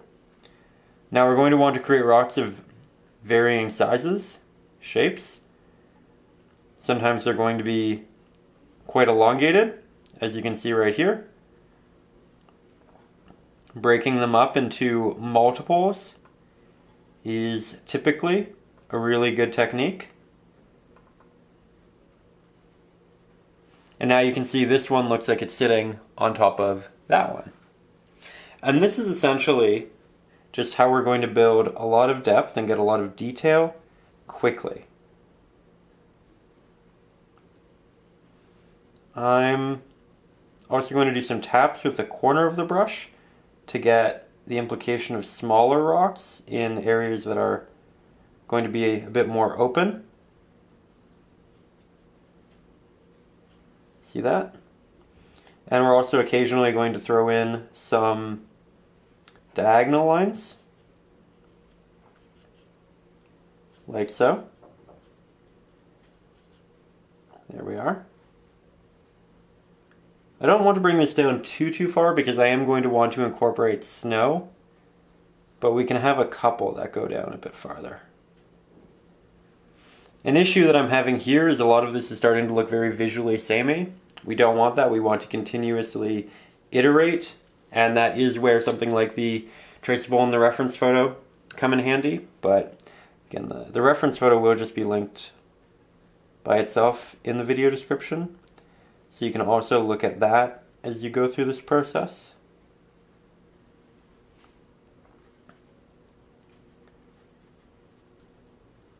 There we go.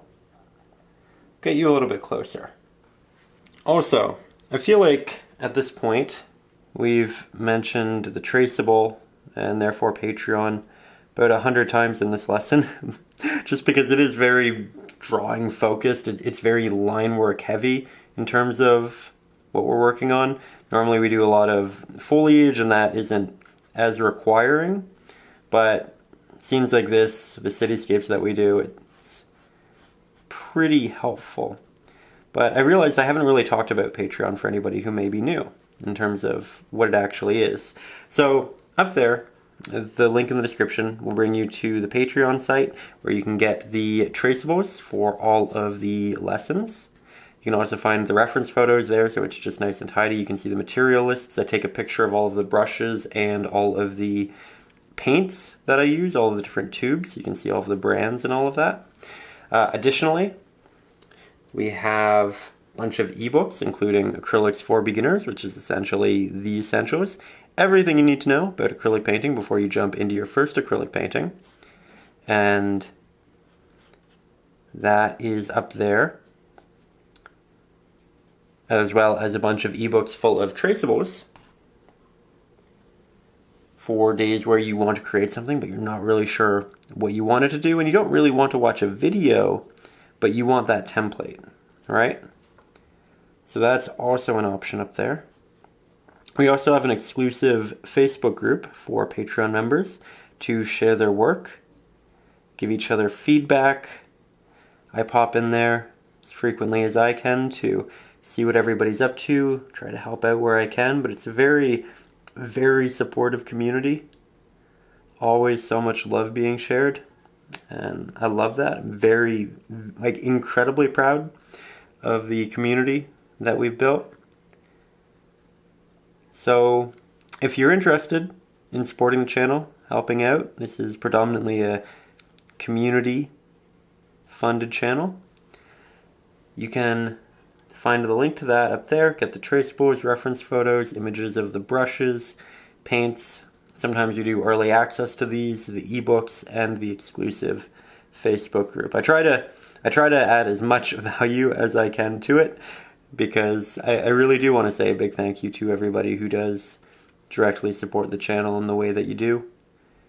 It means that I get to make these for a living. It means that I get to put a lot of time and effort into these, where otherwise I wouldn't be able to.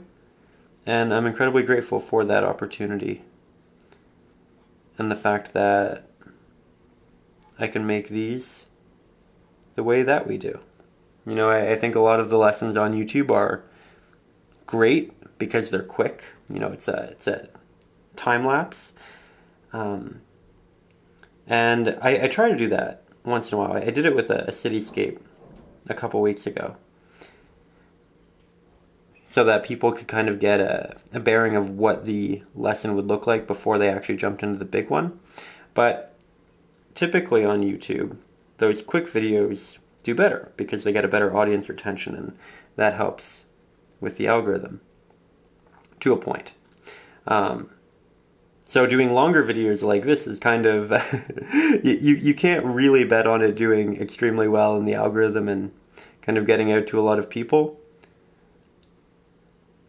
So it's one of those things where you can't count on it to sustain you. But because of Patreon, I can do these longer lessons very routinely and not have to worry about that. So, again, this is my very long-winded way of saying thank you. I'm very grateful. But with that, let's switch our brush. I'm going to grab another liner brush. I'm going to make a slightly brighter variant of what we're working with. That's a lot brighter. We just want slightly.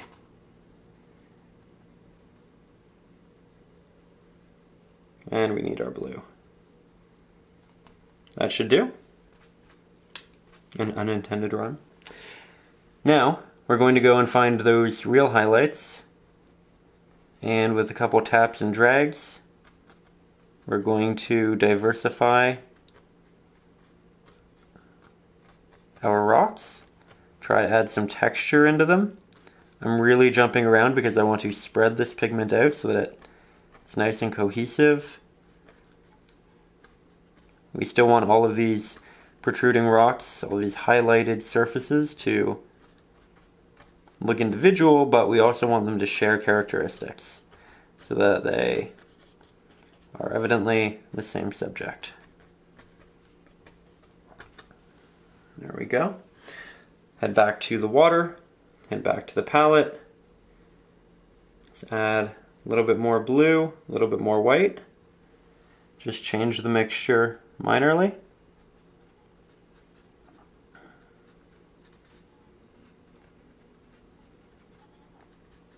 I'm almost scratching the paint on in a couple areas. You can go in with a very watery mixture to get it extremely precise, or you can go in with something that doesn't have much water, and that's going to give you that granular texture.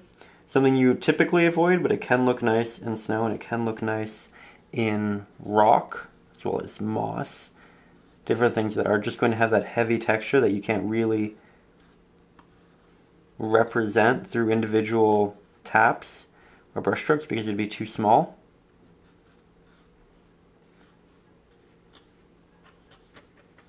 We do want to be careful though, because we don't want anything brighter than the brights in the water. Let's go for something a bit more brown this time. And see that we're really just jumping around quite a lot. This is how we're going to make it interesting.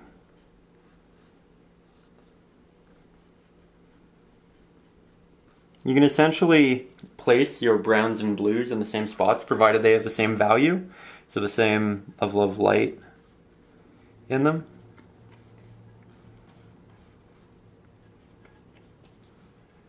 You can make some rocks a little bit more blue, some a little bit more brown, some a little bit more gray.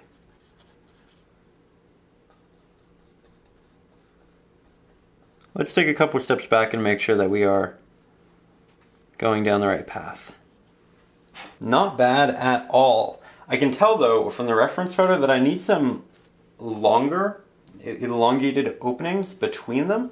So let's go back to that dark mixture. Mine has dried on the palette, so I'm just going to remix that up. Again, this is our darkest dark. And I'm going to find areas that might look a little rough, areas that I wouldn't mind taking out, but areas that will help us produce essentially longer rocks. So now this one looks like it goes all the way through there, and we're just looking to make less of a consistently bumpy path and more so longer paths.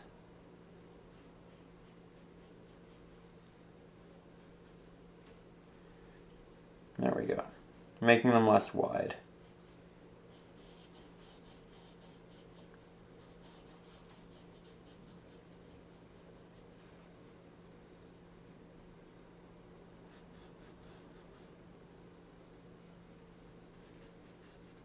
Not going about it too quickly, taking my time, looking at different spots, trying to say what happens if we simplify this or that, right? It's all about finding that balance. I know that these areas, by the way, look darker than everything else. It is just because they're wet and reflective. When they dry, they're going to give us a much better idea of what it actually looks like. And while we wait for that to dry, I'm actually going to clean my brush quite well. That way it doesn't have any of the burnt umber on it. And we'll mix our next snow pigment. Now this can be the most blue because it's closest to us. Or it can be the most blue or white depending upon what you want to do with the atmosphere. I'm just going to test on the reference photo. That's a little bit too gray. There we go. Test that. It's nice, a little brighter. A little bit more blue. It's really just going back and forth until we find the mixture that we want, which is this one. Awesome. Now for the snow in the foreground, I'm going to work it around a lot of these rocks, and I'm going to make these larger planes of it in a similar way to how we did our rocks. So we'll have some areas that are up here and then it's a bit darker because of shadows.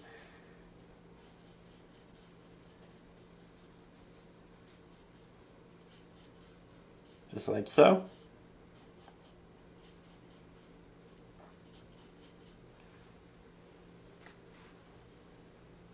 Makes a big difference, doesn't it? I was really excited about doing this layer because I felt like it was really going to start bringing things together. And it is doing just that.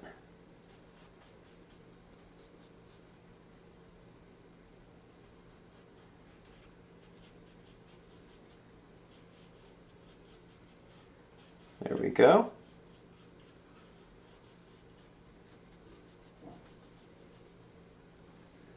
Very nice.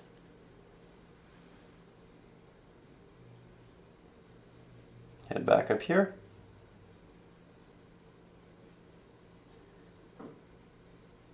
We can interject a little bit of the snow throughout. We can also place it on top of rocks if we want to. But we're essentially looking for the areas in between these rocks that have these larger openings.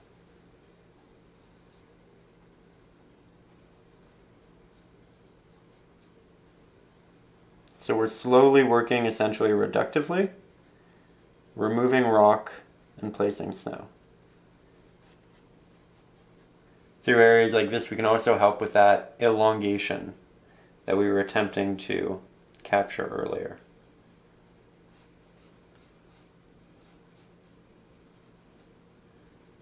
There we are.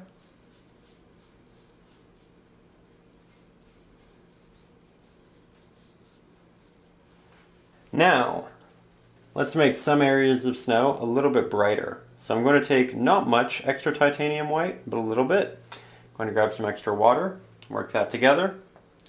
And in the areas that are a bit more open, that won't be essentially in shadow by rock, we can incorporate some of these applications and we can blend them softly down into our previous markings, because that should still be fairly wet.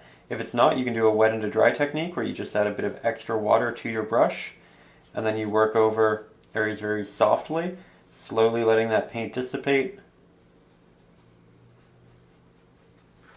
There we go. Just going to look in the viewfinder. It's looking good. And go a little bit brighter yet again. But because we're going brighter, we're losing saturation, so I'm going to add a hint of our blue and just get that back. And now, as you can see, we brighten it up, but not in a way that's too dramatic. Trying to stay away from right behind the rocks. You can see that it's a little bit darker right there. It's a little bit darker and then it's brighter. And I'm doing that because these rocks might cast a little bit of a softer shadow. So I'm just trying to keep a tiny bit of distance, maybe a millimeter or two, and there's a gradient into it. Something else we can do when our snow is dry, almost dry, or when there is very little, we can go back to the Mars Black, burnt umber, half that ultramarine blue, a little bit of titanium white, and we can re-interject different rock formations. Just like that.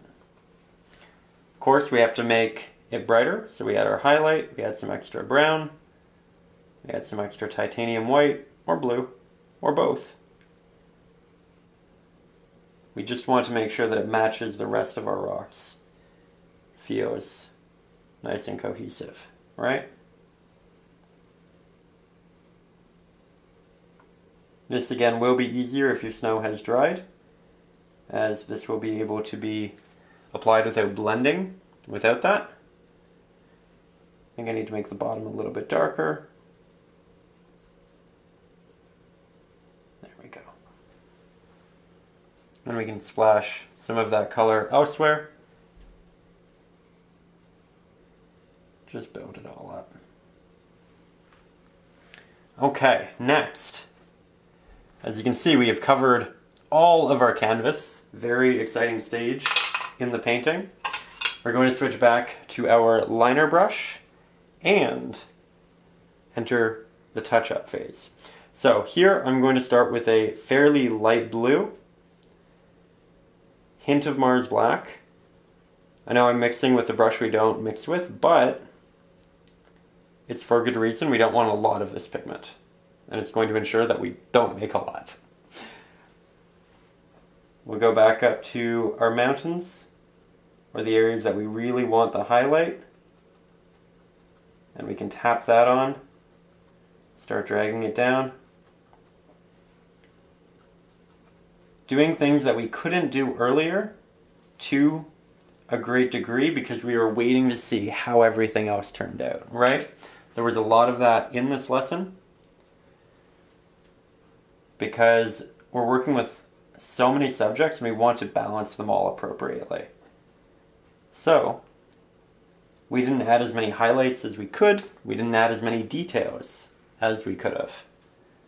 But now, we can see how it all works together and we say, okay, you know what, we could have a little bit more highlight there, we could have a little bit more texture in this dark side of the mountain, so I'll just do a couple little taps on our way down.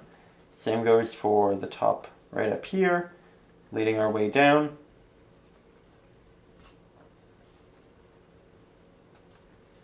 There we go. Do you want to be careful with such a highlight in those darker areas though? I did a very minuscule amount. If you want to go back and add a lot, I would recommend darkening this pigment.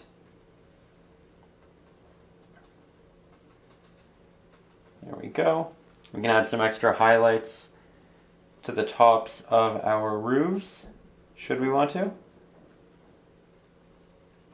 We're not outlining, so we will do some blending down. There we go. Maybe incorporate another roof in the distance there. Further solidify more ambiguous markings that we may have made. Make it even brighter. Come back down to the water.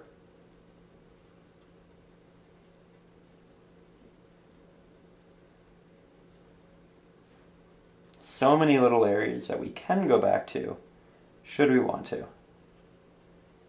Can also, of course, go back to the clouds and soften areas or darken different portions. Something I thought about was maybe darkening the very top to give it slightly more of a vignette.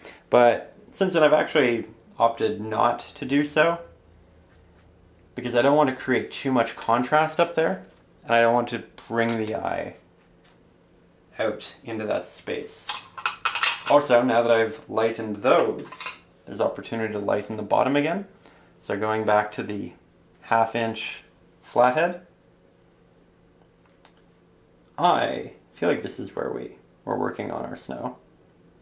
The palette did get a bit messy in this painting. That's okay though. I think we had a good control, good organization for the most part through it.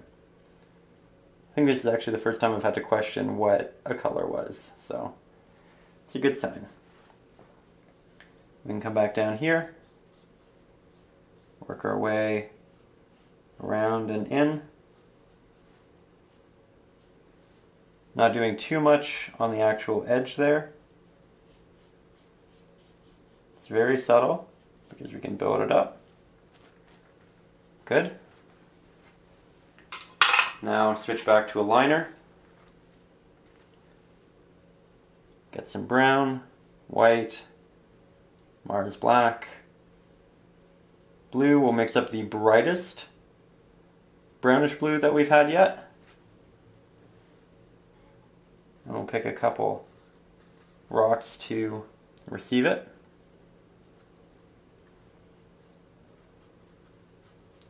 I talked earlier in the painting about how much of it is kind of consistently in this awkward phase, and that the painting really comes together towards the end. And I think this is a great time to bring that up again because we are going back to almost every subject, making it look better, adding details that we couldn't before, adding highlights and saturation and sharp markings that we had to avoid because we weren't sure how it was all going to balance. And now we can. Now it has an opportunity to look a whole lot better in every portion of it. So again, don't get discouraged if you're midway through, if you're just starting and it doesn't look great, because we go back to all of it, and we continue having fun. We continue working towards something that we love, and you know, when we get to the end, probably end up with something that we really appreciate. So, with that, that is our painting lesson. Thank you so much for being here today. Thank you for just following along. We normally do a little code word, little secret word towards the end of the video that you can incorporate in the comments. It's a little, almost a badge of honor that I get to see, that everybody else in the comments that made it to the end gets to see, because on average, only 13% of the viewers make it to the end. And today, I think we'll go with peaks, like mountain peaks. I've always been a big fan of them. So you can incorporate that in a comment, or you can just type it as your comment, but it'll tell me and everybody else that you made it to the end. It's always fun to see just who does. So, thank you for being here. Everybody up over on Patreon, big thank you to you for making this lesson happen, along with all of the others. Could not do it without you, genuinely. And also, again, you can find the traceable for it, reference photo, images of the paintbrushes, the actual paints, sometimes early access, all of the ebooks, our exclusive Facebook group. Sometimes I lose track of these things when we're talking about them, but I think that's it. I think, yeah, that's a lot. I think I got it. Okay. Anyway, you have a wonderful day. You have a very successful painting. Thank you for being here. Make sure you hydrate and eat, and there we go. Okay. You take care. I'll see you soon with a brand new painting lesson. Stay creative.